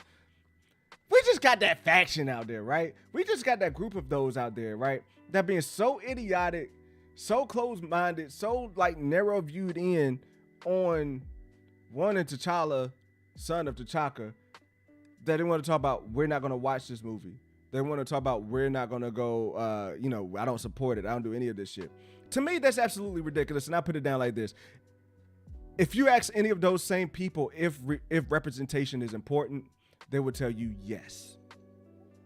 But at the end of the day, why? Ask yourself, why did Marvel decide to not just blatantly recast T'Challa, son of T'Challa? Ask yourself why. Is it because of money? No. And I'm going to keep it a buck. I said it earlier. Black Panther 2, I don't think was ever, with T'Challa, if Chadwick was alive, I don't think Black Panther 2 was not going to make the same amount of money that the first one did. I don't think it was going to reach that same success. Just based off of like the cultural impact that the first one had, I don't think that was just going to automatically carry over to the second one. My parents weren't going to go see the second one regardless, but they went to go see the first one twice. And when you want to talk about my parents, I know a lot of other people's parents who went to go see it, they ain't never going back. So, yeah, there's that there. They did that. But the decision to not recast, I think, actually cost Marvel money. It actually cost Marvel money. Because, say they did recast him, Everybody and their mama would have been there like, oh, who they recast? Let's see how this person does. Let's see how they do. It would have made the money. But at the same time, bro, you can't expect. Look, sure, Letitia Wright on the stage there. You still see the hurt in her there. It's just impossible to expect that these people will be able to work with this person, go on a tour, do all this stuff, do the press junket, and continue to work with this person, but film him and film out, film him and film out, fresh off of the death of somebody that they become endeared to while working with. There's no way that was going to happen. I think the expectation of having them to just recast T'Challa in Black Panther 2, I think that was just unreal. And I can see why. I can just empathize. I don't agree with it. I don't agree with what they did in the movie, but I can empathize with them and understand why they did it. And I don't necessarily have to like it either, but it's like, all right, y'all did y'all's thing. Let's move forward. Now, when it comes to the decision of what they did with T'Challa II and, moving forward, first and foremost, their biggest fuck up with the whole situation was using that fake name. Using that fake name T'Challa, because it gives people like Carl here, and Carl, I'm just picking on you because you're here, but it gives people like Carl here the ammunition to poke at this character. It gives people the ammunition to poke at this character. He's T'Challa's son of T'Challa. He said that at the end of the movie, but Toussaint is the first thing you hear, and it sticks in. And it's really just an undercover name. He can't be like, yo, they try to keep this dude low key, because even then, you know how much of a threat it would be. Like, I want to talk about illegitimacy, all this shit. You want to know how much of a threat it'd be to have the king, the prince out there in Haiti with the name T'Challa, people calling him T'Challa. They're gonna get back to him ASAP, either kidnap him, shoot. Like, bro, he put his life in danger. But I know we don't think that far. But the biggest mistake overall was them saying his name was Toussaint in the movie. That to me was the biggest mistake, because at the end of the day, if you go back and listen to what things that Ryan Coogler said, they were going to put the kid in the movie regardless. The kid was always part of the plans, according to Ryan Coogler. It was always in the movie. It was always in the plans. It was always going to do it. So that's been the issue. And that issue has led to, like, the biggest really disrespect to the character. And I think that everything that Orion and the cast were hoping would happen, because I don't want to speak for them, but just based on how black folk moved for T'Challa, just based on how black folk talked about how much they love Chadwick, talked about how much they, especially after Chadwick died now, about how much they love Chadwick, about how much they love the character, how much of an impact it had, you would thought they had some respect for his son. But on turn, it's social media world. We got grifters out here. All they want to say is, oh, call him Toussaint. Fucking insult. Call him T'Challa Jr. T'Child. T'Child pisses me off the most. Like, I don't like the name T'Child. Because here's the rub, and here's where it gets real. It's where you got to put your thinking caps on to the folks that I don't think any of y'all are necessarily in here, but, it may get to people who need to hear it. But it's where you need to put your thinking caps on. We say we want representation. I don't think any black comic book nerd fan out there would say we don't want representation. Now, the reasons as to why you want representation may be different. You might say, hey, I just want to see somebody that looks like me on the screen. It's cool. You may say, hey, I want to put out an image of a black man or a black woman out there that we don't normally see. That's cool. You might put both of those together, and you might take it to the next level to say, I want to put an image, I would love to see an image of a black man or a black woman on TV that makes people see us in a different light than what they always see in the news or what they see in rap music. We need more different views so people can see us in a different light in real life. In real life. That to me is the purpose and goal of representation.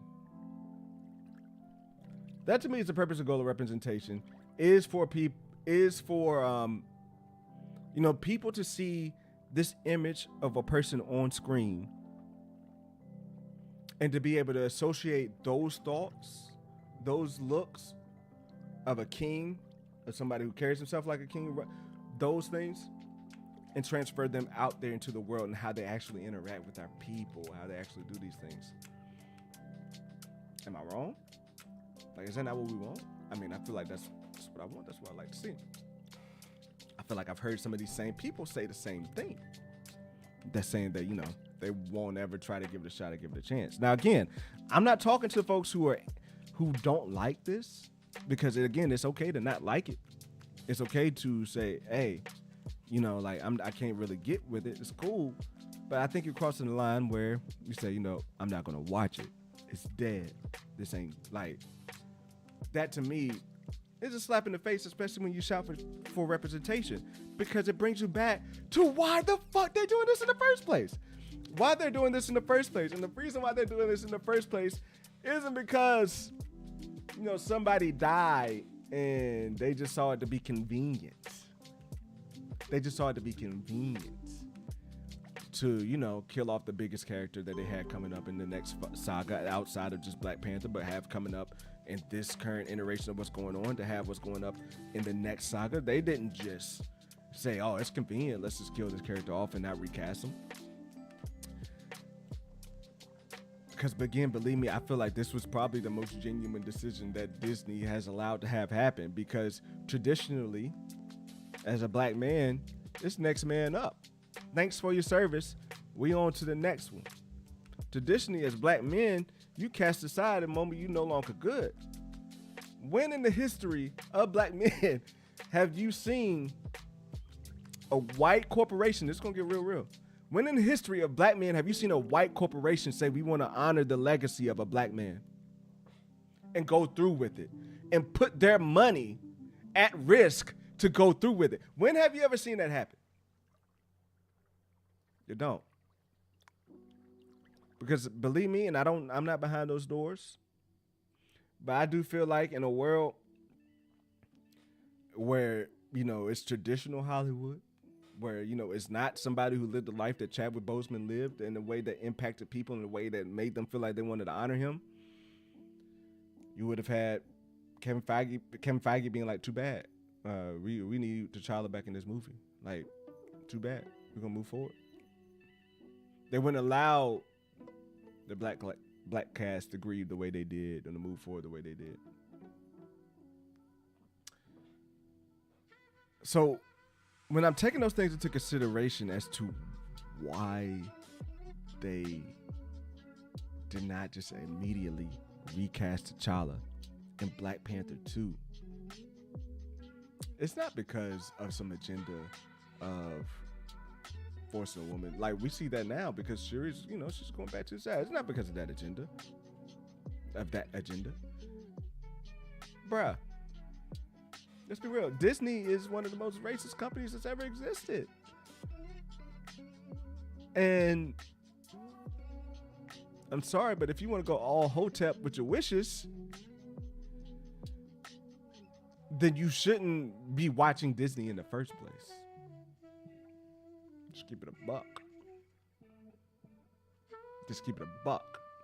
But the fact of the matter is that they're going through these links to honor the life of an actual real life Black man, somebody that actually lived, not no like fictional character that we've all been attached to. Don't get me wrong, like I'm attached to the character to a point to where like, nah, I still like, I would have been cool if y'all just recasted a new T'Challa. Maybe not in the first Black Panther, but like, maybe not in the second Black Panther, but y'all could have recasted him through the multiverse in the second, in the third one, or through Secret Wars. But they don't feel like that would honor Chad's legacy. And again, it goes back to the point of, this is what representation is about.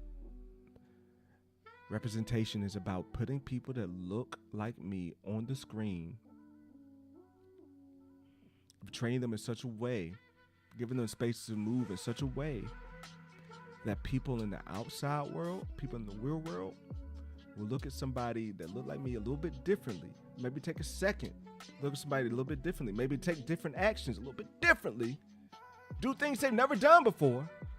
based on the representation that we see on the screen. So based on that, if you really feel like, hey, nah, like this ain't cool. If you're really about representation, if you're really about what's best for us, like I don't see a world where you can just automatically shut this out and say you still about representation. Now, if the reason of why you want representation just stops at the screen, then that's cool. That's cool. But if your reason for representation goes far beyond the screen, because to be real, if it stops at the screen, I don't respect it. I'm gonna be real about that. Like, what's the point if it just stops at the screen? Like, this shit ain't for kicks and giggles. Like, we actually out here living real shit in America. You know what I mean? Like, if it stops at the screen, that's cool. Like, do what you, but for real, if you're really here for real representation and impactful representation, I just don't see how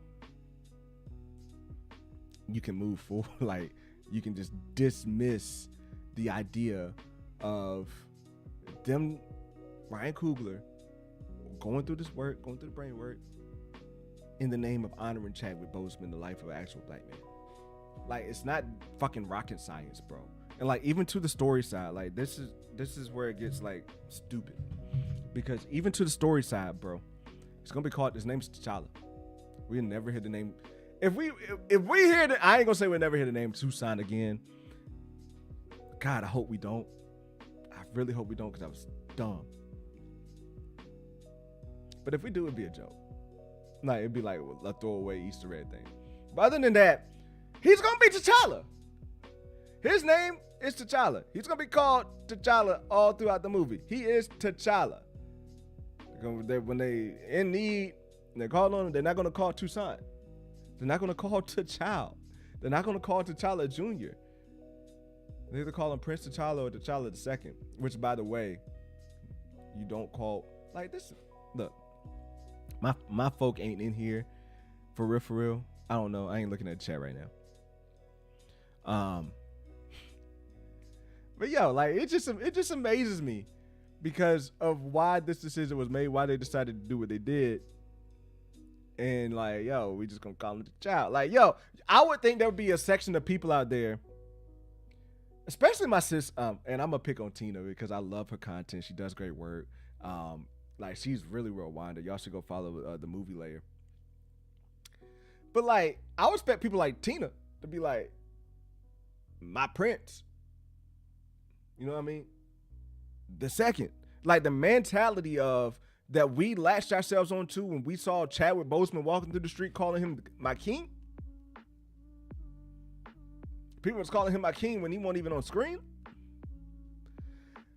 I think even Ryan Coogler and those folks over there had a mentality of, nah, they're gonna embrace, they're gonna endear this dude because of the legacy that Chadwick left behind. Now the thing is, maybe people didn't feel the legacy of Chadwick that the people that was closest to him felt. You know, maybe people don't look at what he did and how he carried himself and how he spoke and how he endured through what he endured through without letting anybody know, without saying a mumbling word. I think we all thought that, like, yo, we take that. I think Ryan and them thought, hey, they see that in the legacy that we're trying to preserve and protect and will endear themselves to his child. So when they see his child, I guess their thought was like, hey, they're going to see the child and love him because he's Chad's son. He's T'Challa's son. Now, because people were mad and upset, they didn't get what they wanted, that didn't happen. And that's really what it comes down to. We can want what we want. There's nothing wrong with wanting what we want. There's nothing wrong with being vocal and coming out and saying, I don't like that decision. I wish they just went and did T'Chaka. T'Challa, son of T'Chaka. There is nothing wrong with being vocal about it. But I just find it a little bit odd and annoying when I hear folks dismiss it before giving it a shot. Look, man, like, as long as this T'Challa, Prince T'Challa, embodies the character, I'm here for it. And here's the thing: if T'Challa, son of T'Chaka, didn't embody the character, I wouldn't be here for it. I wouldn't be here for that. You know what I mean? That goes whether he's son of T'Challa or son of T'Chaka. If it don't embody the character, I'm not here for it. But at the end of the day, if I'm sitting there watching a movie and he says, and his name is T'Challa, they're calling T'Challa, and he's moving like T'Challa, he's meeting the same story beats as T'Challa does in the comic books, then fuck, that's T'Challa.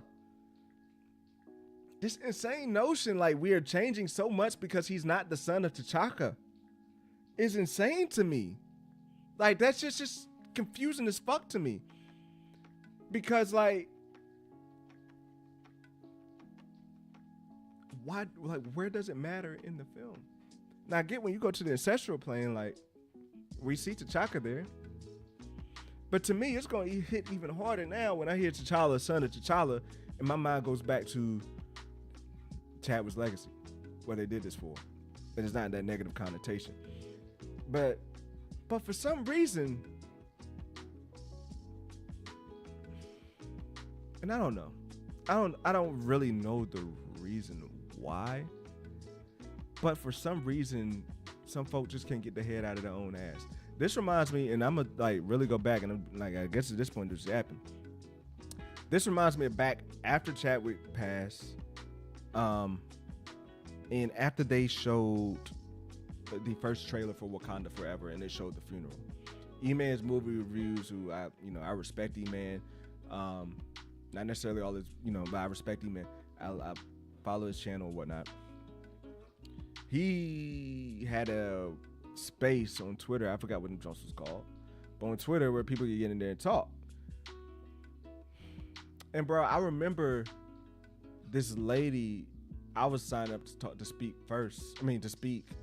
in that line, and this lady, she spoke ahead of me in that line. And this lady was in there boo-hoo crying about the trailer. And I'm like, it's like, how I'm gonna tell my kids of what happened to T'Challa? Well, first off, lady, if your kids can't handle death in a movie, they shouldn't be watching a PG-13 movie. If your kids can't handle the death of a superhero character in the superhero universe where superheroes die all the time, they shouldn't be watching a PG-13 movie. And sometimes this shit is not that deep. But that's what happened with this thing. Is that people got so entrenched on wanting what they wanted so bad that I think they missed the plot of why we got Black Panther on screen in the first place, why it was such a big deal, because we've never seen ourselves in this type of light. And then in this instance, we have never, if anybody in the chat can show me another instance where the life of a man was valued by a white corporation more than the dollars that corporation can make, please let me know. Because at the end of the day, I can't think of one, bro. I cannot think of one instance where that's happened. To where a corporation decided to honor the life of a black person, bro. And it's not because they were being sued or because they did something wrong or to make an apology. They just did that shit out of listening to Ryan Coogler, like listening to the cast. And I'm not even sure how Kevin Feige really felt about it, like if he wanted to recast or not. But the fact that they respected that decision and respected the decision to move forward with not even recasting him or doing his son to keep that legacy alive is cool. And like this idea that people can't, that it's going to take some mental gymnastics that's going to change things so dynamically for him to be the son of T'Challa and not T'Chaka, that's going to throw things off from the comic books. Like, bruh, I can explain this shit to my daughter who's 8 in 2 seconds and she will understand. These movies are inspired by the comics. They always have been, bro. We got a whole daughter in the MCU who's not even like, who's technically not even a sister or to Thor. Like, bro, like origins have changed so much from MCU to the comics because they have to. The MCU is inspired by comics. It's not comics. And that inspiration gives you the leeway to say, hey, we want to represent the life of the person who started this and carried the mantle so well on screen and off screen. We want to honor his life and his sacrifice, because believe it or not, when he had cancer and was out there on them sets, he put in a sacrifice into that role. So they want to honor his sacrifice for doing that, but they still want to bring back T'Challa. They still want to give us T'Challa. They still want to give us what T'Challa represents on screen. They want to give this to us, and that's what they're doing. And you can't come up with a better name than T'Challa, so they named him T'Challa. Like, bro, I can see the not liking it. I just can't see the disrespect of it. I mean, at this point, bro, I'm sick of it, to be real. Like, and I know, like, I don't know, I'm not looking at chat right now, and I know Trinity and Carl like the joke, but honestly, like, nah, like, dead ass, that shit pisses me off. Like, because this shit seems disrespectful. If it wasn't a situation of them trying to honor Chadwick Boseman, if it wasn't death involved, if it wasn't the actual emotions of the grief of the cast and character and the people who made those decisions involved, I wouldn't be upset. I don't give a fuck. I mean, I'd probably be playing along with it. You know what I mean? But to the fact that, like, you can't even honor the legacy enough to call him by his name, like, that shit dead ass pissing me off. Dead ass, like, irritates me to a level that I'm not proud of. Like, I hate that it irritates me like that, but it does, because it's like, because the big thing is, like, it irritates me because so many people are missing the plot with it. Because so many people are missing the plot, and at the end of the day, the plot is, ask yourself why. Why did Marvel not instantly recast T'Challa, but they instantly recasted Thunderbolt Ross? It's not because of an agenda. It's not because they want to have us experience his death, X, Y, Y, Z, and that. It's simply because representation in this point did what it was supposed to do. Representation led to you viewing the life of an actual black man differently than you would have if he hadn't been on the screen as T'Challa. And that's what that is at the end of the day. So with that being said, like, yeah, like, I'm excited to see how they're gonna do Black Panther 3. I think David Johnson is gonna show up as T'Challa, express T'Challa before, like, he's gonna show up probably in Secret Wars with it. I would like for him to show up in Secret Wars and have a key role for him to play in Secret Wars and really solving the thing of that. I would love for that to happen. I do still hate the fact that we are not seeing T'Challa in Doomsday. Like, bro, like, T'Challa in Time Runs Out is like prime T'Challa, bro. Like, I love that shit, and I hate that we're not going to be seeing it. Like, I really hate that, but I do think the future is bright with Black Panther, with David Johnson as Black Panther, and what they're going to do. Look, Ryan Coogler, don't miss, bro. Ryan Coogler has made, look, Michael B. Jordan elevated him. Miles Canton elevated him. Michael B. Jordan really, like, don't miss, bro. Like, Key and Peele, they miss. Michael B. Jordan really doesn't. I mean, Ryan Coogler really doesn't miss, bro. So when it comes to his casting, when it comes to this movie is going to make $1 billion. They got the new T'Challa. This movie is going to make $1 billion. They got a new T'Challa. It's going to have Storm. It's going to have Denzel. This movie's making $1 billion, bro. The only way this movie doesn't make $1 billion is if Secret Wars is ass. Oh, did I mention it's like the second movie after Secret Wars?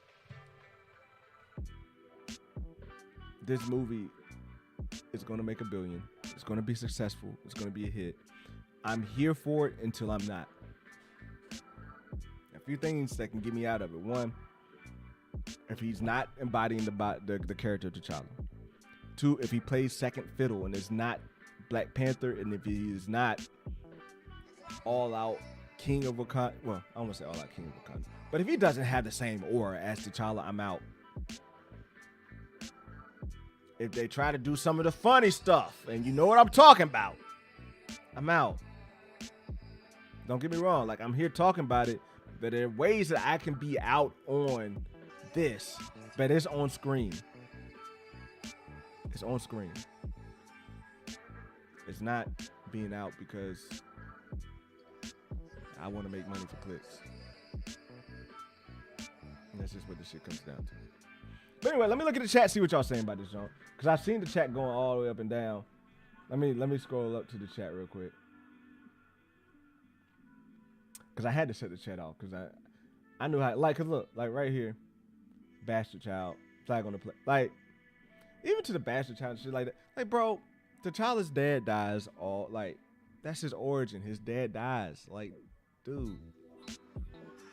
No, his dad dies. That's his origin.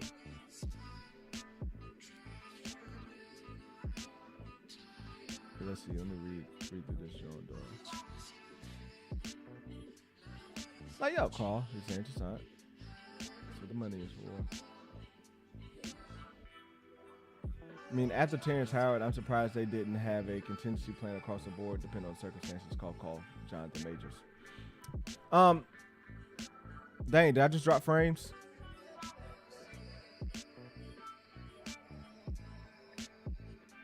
We good? We back? Did I lose you? Did I lose you? Did I lose you? We good? I'm gonna be real. I don't like that just happened. Like, I just had them come. Apparently, the wire under of the cable that was coming into my house was damaged. I had to come fix that, and they said that wouldn't happen no more. And I don't know if y'all know this on y'all's end, but on my end, my signal went down. And I'm Ethernet in. I gotta switch providers, bro. But yeah, Daniel, you're absolutely right. I'm surprised they didn't have contingency plans in place.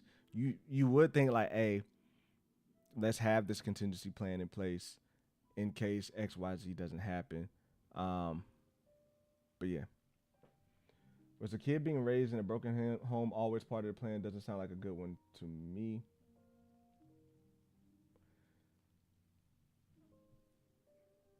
Trinity, for one, it had been stated, and it's like kind of canon, that the child was raising his son. It's not like he was denying him. It's not like he didn't know him. He was raising his son. For what I understood. It was told to me before he died, like when he came back, before he died, like he was raising his son. He was there. He's being active. He was an active father for him. But also, on the other hand, what superhero doesn't come from a... This is the shit. What superhero doesn't come from a broken home? Trinity. What superhero has a perfect, like, upbringing? It's the... What they call it? The bad dad syndrome or whatever? Like, bro. That's nothing new for any superhero in the MCU.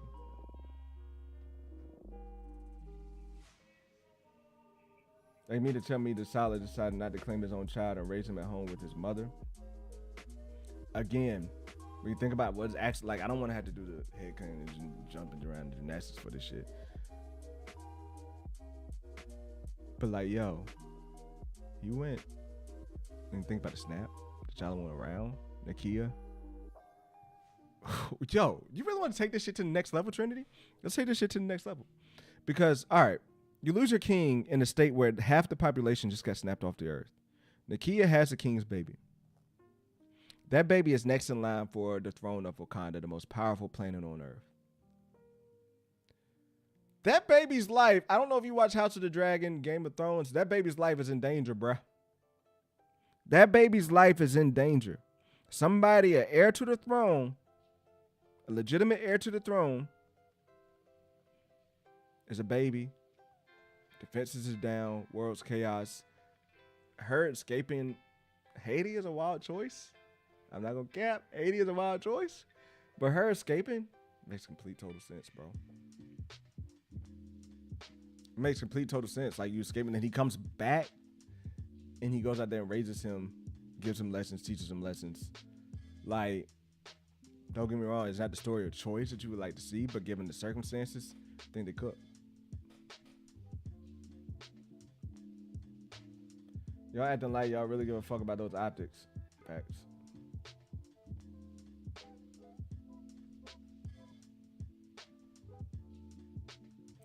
when has that happened in any other situation? Yeah, I don't know what you're talking about, caller. You can maybe let me know which one. You let me know what you're talking about when that hasn't happened. But I gotta read through these comments because I was going in and at it. Hold up in the comments. I got some good shit in here because now we just chat. Because I'm about to get out of here in like 15, 20 minutes or so. I just want to touch on Blade and Wonder Man. And, oh shit, yeah, probably be about another 30.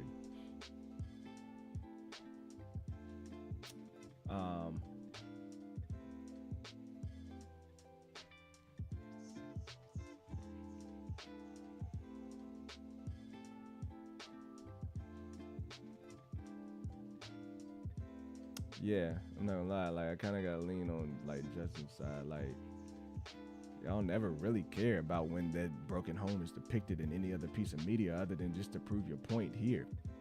But like I said, at the end of the day, everybody got daddy issues in the MCU. That's just no fucking different. At the end of the day, his origin story starts with him being a fucking losing his dad, regardless. Like, that's what the fucking shit blows my mind. Like, oh, he lost his because he's got to see another person not have his father, and it's like his fucking dad dies when he's a teenager at most, in most situations. Now, do you not know? Do you not know T'Chaka dies before he becomes Black Panther? Or did I just read those wrong? I don't fucking know.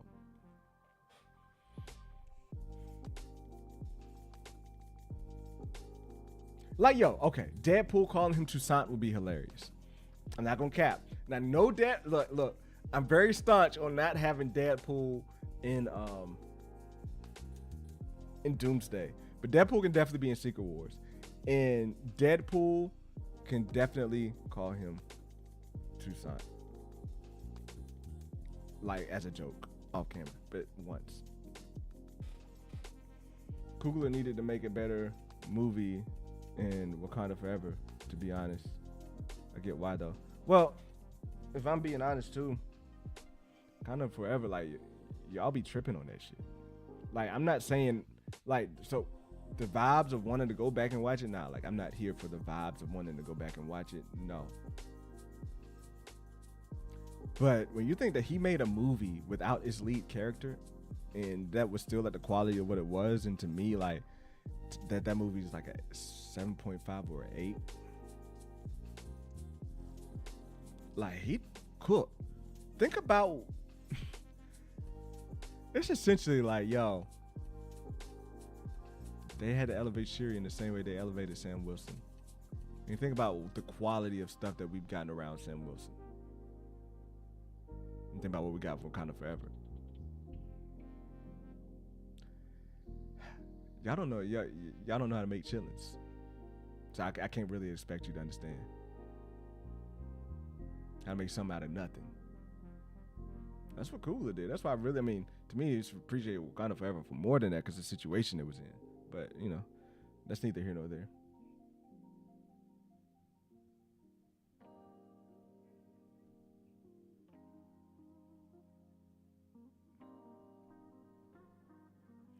Yeah.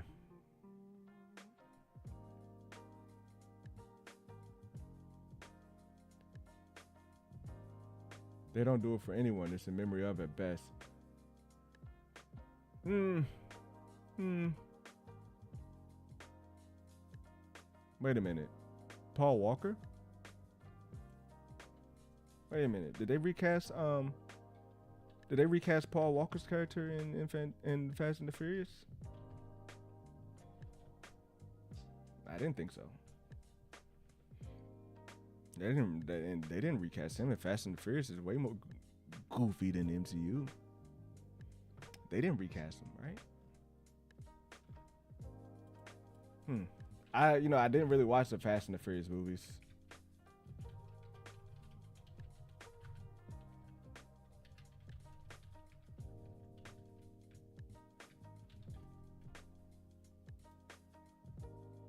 He did not die.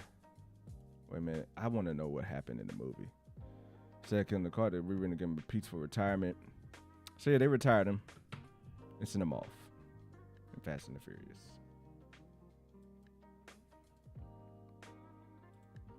But that seems to be a lot more than in memory of, because we'll never see that character again. They didn't recast Paul Walker's character, you know.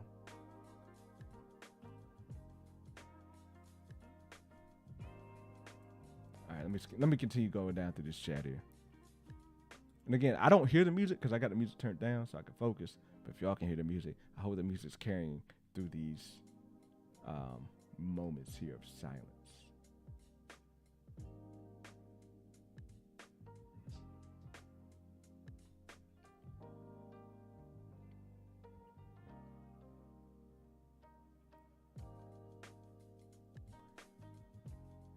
Yeah, I'm just scrolling down here because honestly, if it's not a point, if you're going back and forth, if you're not saying, like, nah, I can't do it. T'Challa had a father. T'Challa didn't claim his child. Like, bro, where are you getting this T'Challa didn't claim his child shit from? Like, he literally met his child, talked to his child, gave him his name.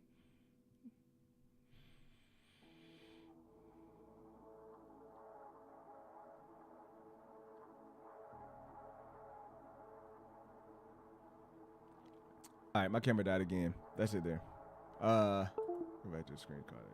I pull this up here. I don't feel like hooking up my other camera again. Yeah, the rest of the stream is gonna be off camera. It's cool. It's not gonna happen again, chat.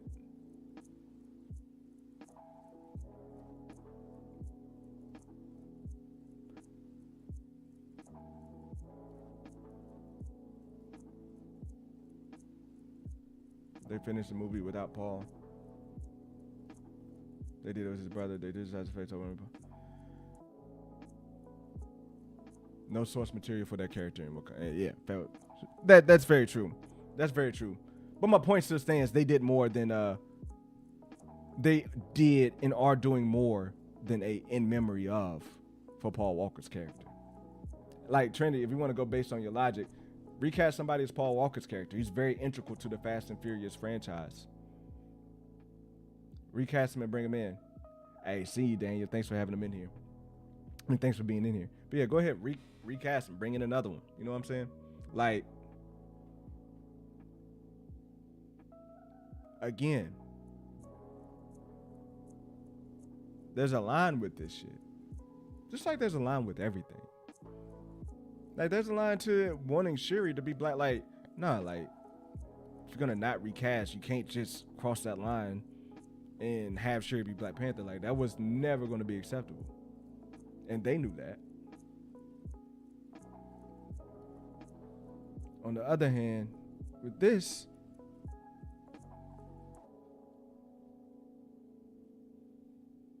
that's good for you, Trinity. I'm glad you have no problem recasting there. And like I said, I would have no problem if they recast it. I don't know if you're missing the plot. There's no problem with recasting. But in the same vein, for the reason why they're doing what they're doing, it's not really a problem here with them moving forward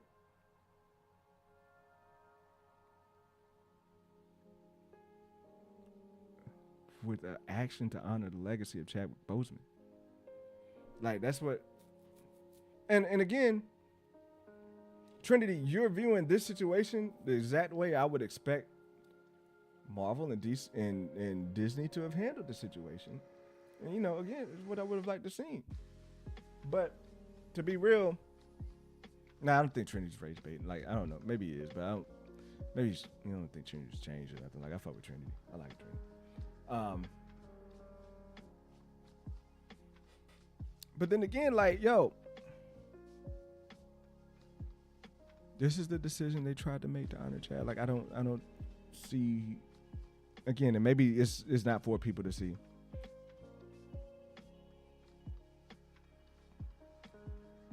Yeah, don't get me wrong. Like, and I don't think you've been listening to me then, because the issue is not wanting to have him recasted. Like, bro, I want him to be recasted as T'Challa. Like, I want T'Challa to be recasted son of T'Chaka. That's not my issue. Yeah, I don't feel like you're trolling. That's not my issue. My issue with this shit is to where you can't understand the reason. It seems to be to me, Trinity. You can't understand, and a lot of other people, not just you, a lot of other people can't understand the reason why this was even a decision to make in the first place. Why it wasn't so simple to say, all right, Chadwick died. He was a great guy, but let's just go ahead and recast his character right now for Black Panther 2. And let's not act like this shit doesn't happen in the real world. To where when somebody dies, they don't, like, an office will take time before they put somebody in that seat. Like, let's not act like this doesn't happen in the real world. Like, when an athlete can die in a locker room, his locker stays empty for a season or two. Things are done to honor people who live great lives. Now, whether you feel like Chadwick lived a great life, that's up to you. Whether you feel like Chadwick's life should be honored in any kind of fashion, that's up to you. And it's up to those other people. Maybe they don't feel like it should be honored, and that's cool. But at the end of the day, to me, this is representation at work. At work. Because what you have here is the legacy and life of somebody transcending beyond the screen in a way that a corporation is putting honoring somebody above dollars. That's like the shit that I don't understand about people either. It's like, yo, Disney would love to bring in another Black Panther as soon as possible. Carl, I think that's like, I think it's been interpreted, but I feel like it's also been like,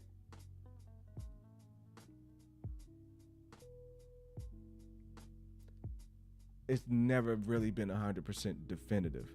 But to keep it a buck, do you think Martin Luther King won a Martin Luther King Jr. Day? Like, do you, like, great people who lived the lives like that, like who live lives that are worthy of being honoring, honestly, normally don't want that. They honestly normally don't want. Nah, I'm not doing call-ins tonight. You gotta get out of it. Honestly though, those people like that live those type of lives don't want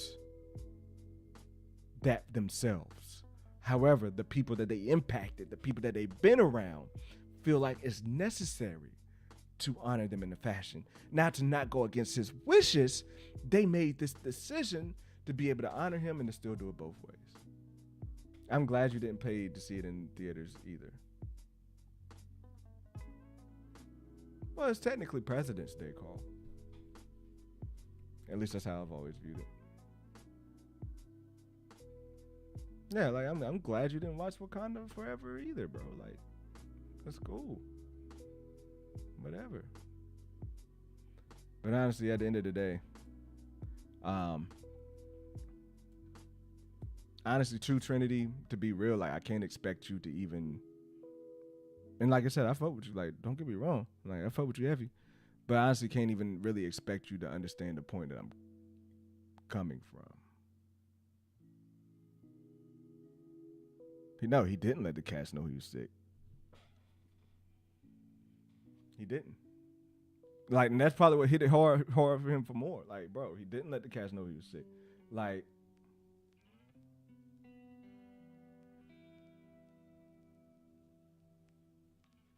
yeah.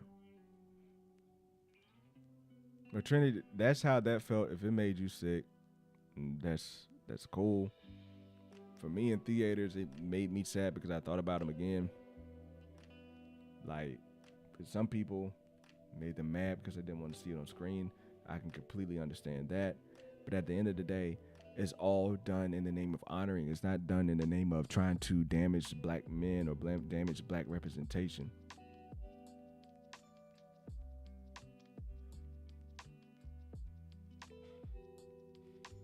That too, Justin. Like, yo, he knew what was going on. He could have gone to the cast. He could have gone to Ryan directly. He could have gone to Kevin directly and said, "Hey, like I'm dying, fam, or like I'm sick, I got cancer. If something were to happen." But like, bro, yeah, Justin gets more triggered than me. Yeah, it did. It made for a sad movie tone. Honestly, I've always been on the camp of like, probably just shouldn't have made the movie. To be real, they probably shouldn't have just made Black Panther 2. But corporations and dollars got to continue to happen. And that's what happened. And like I said, like that's what even confuses me more. Is that like, yeah, the money decision, the decision that we expect them to make, the decision that's always been made, would be to just recast. Because, it makes the most money. You were going to lose money if you didn't recast. Like, you had to recast. Like, you would have thought, like, yeah, you had to recast because, like, they need a lead actor. That was one of the bigger things. That's why Angela Bassett stepped up in such a way, because they needed a lead actor. Letitia Wright is not a lead actor in that sense. Nobody else on that cast really is a lead actor other than Angela Bassett. But they sacrificed the bag. They sacrificed the bag to do something that they felt was honoring this person. And that's my last time saying it. So it is what it is. Actually, like low key, that was very therapeutic for me because I needed to get it off my chest. I was making a short last night, and like I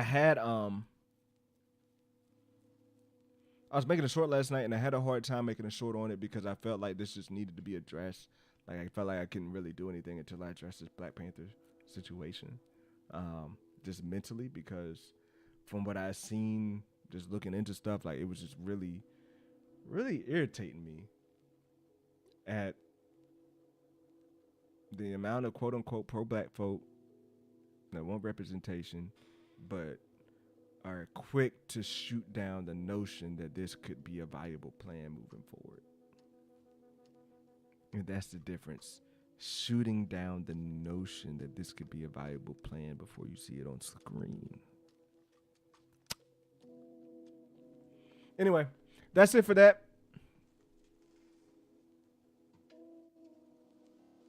That's it for that. Now let's talk about this. Wonder Man and Blade being canceled. Yes, I watched Wonder Man. Yes, I liked the show quite a bit. And yes, I'm not surprised it's canceled. Okay, like, bro, at the end of the day, it sucks that it's an African American character, a black character. But they didn't do what they needed to do in Disney Plus anyway. Like, to me, this ain't even Wonder Man's fault. It's not the actor's fault, Yaya's fault. It's not his fault. This is really ultimately it's the fault of the failure of the MCU in Disney Plus. Even to the point of like, they weren't even, maybe WandaVision, like maybe in the era of WandaVision and Loki and Captain America and the Falcon and the Winter Soldier, this could have fit in there because it's just that quality. The quality is high like that, to where like a character study like this could have fit into the story. But to be honest, this needed to be canceled. Just really, like, unless they were going to take the show in a completely different direction, unless the shows on Disney Plus were going to take a completely different direction, it should have been canceled. And I was about to say something here.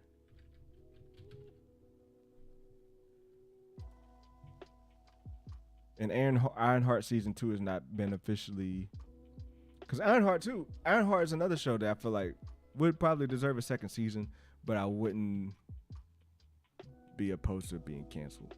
Now, on the other hand, I would never seen Agatha again as a show. I'm gonna be real. I like Daredevil just as much as I like Wonder Man. I like Daredevil just as much as I like Wonder Man. think it's time to can up Daredevil. Like, if you're gonna can things, can all of the shows, bro. Now they're probably in a little bit more deep with Daredevil. But I'm be real, like, yeah, like I wonder I'm be real, Ironheart deserves. I don't think Wonder Man deserves a season 2 more than Daredevil, just based on the fact that like Wonder Man didn't have the action in it. Now, if Wonder Man had the action in it, one, it might not have got canceled in the first place. But two, it would have been, I would put it above getting a second season over Daredevil. But Ironheart is definitely a show that I feel like deserves a second season more than Daredevil deserves a third one.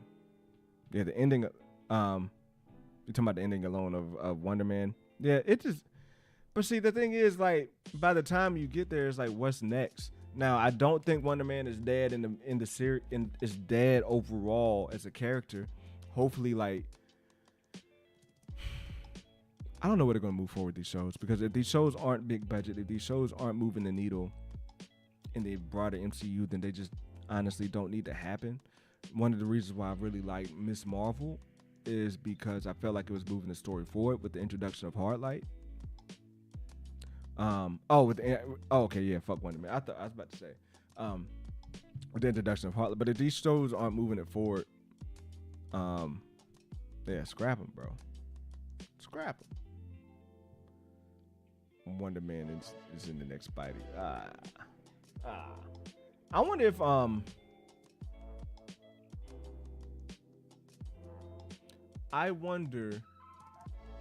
man.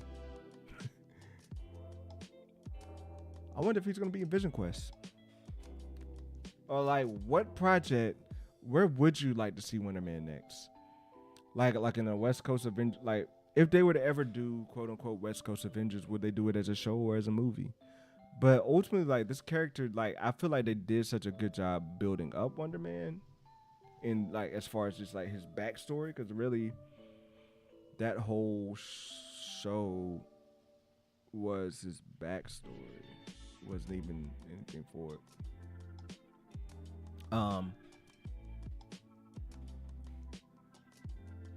But Ironheart's different. Ironheart definitely should get a second season based on that ending and based on the performances. Like, all of them had great performances. Agatha had great performances. That shit is funny that Daredevil got that second season. They snuck that season. They snuck, because, like, bro, if Daredevil was in the same boat, or Daredevil show didn't have the same cachet that it had, and it came in cold, like Wonder Man, Ironheart, and Agatha did, yeah, I don't know if it would have gotten a second season. What about Eternals? Eternals lore needs to be explained more. I don't think I need more from the characters, though. Like, as a movie, like, I don't think I need Eternals 2. Yeah, I don't think I need Eternals 2.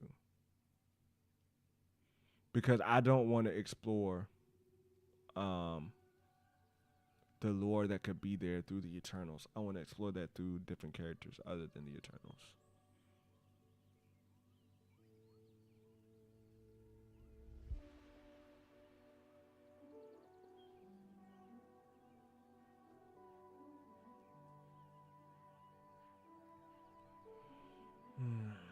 All right, y'all. Well, I'm about to get on up out of here. It's been great. I love having y'all in here. It's been great having y'all back in the chat. We are definitely going to be doing this again very, very soon. I will not be taking a long hiatus like that. But again, be on the lookout for shorts. I don't think, unfortunately, my camera fucked up my clip game tonight. So I'm not going to be able to make clips out of this. But in the next stream, we are going to be making clips. I appreciate seeing y'all. Much love to everybody.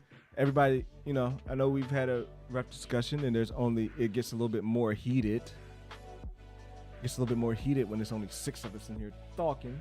But I appreciate all y'all for being here. And no, this is not a once-a-year stream. Okay, Justin? Not a once-a-year stream so I can keep my YouTube partnership going. That's not what this is about. Maybe it is. Either way, I will see y'all next time I stream.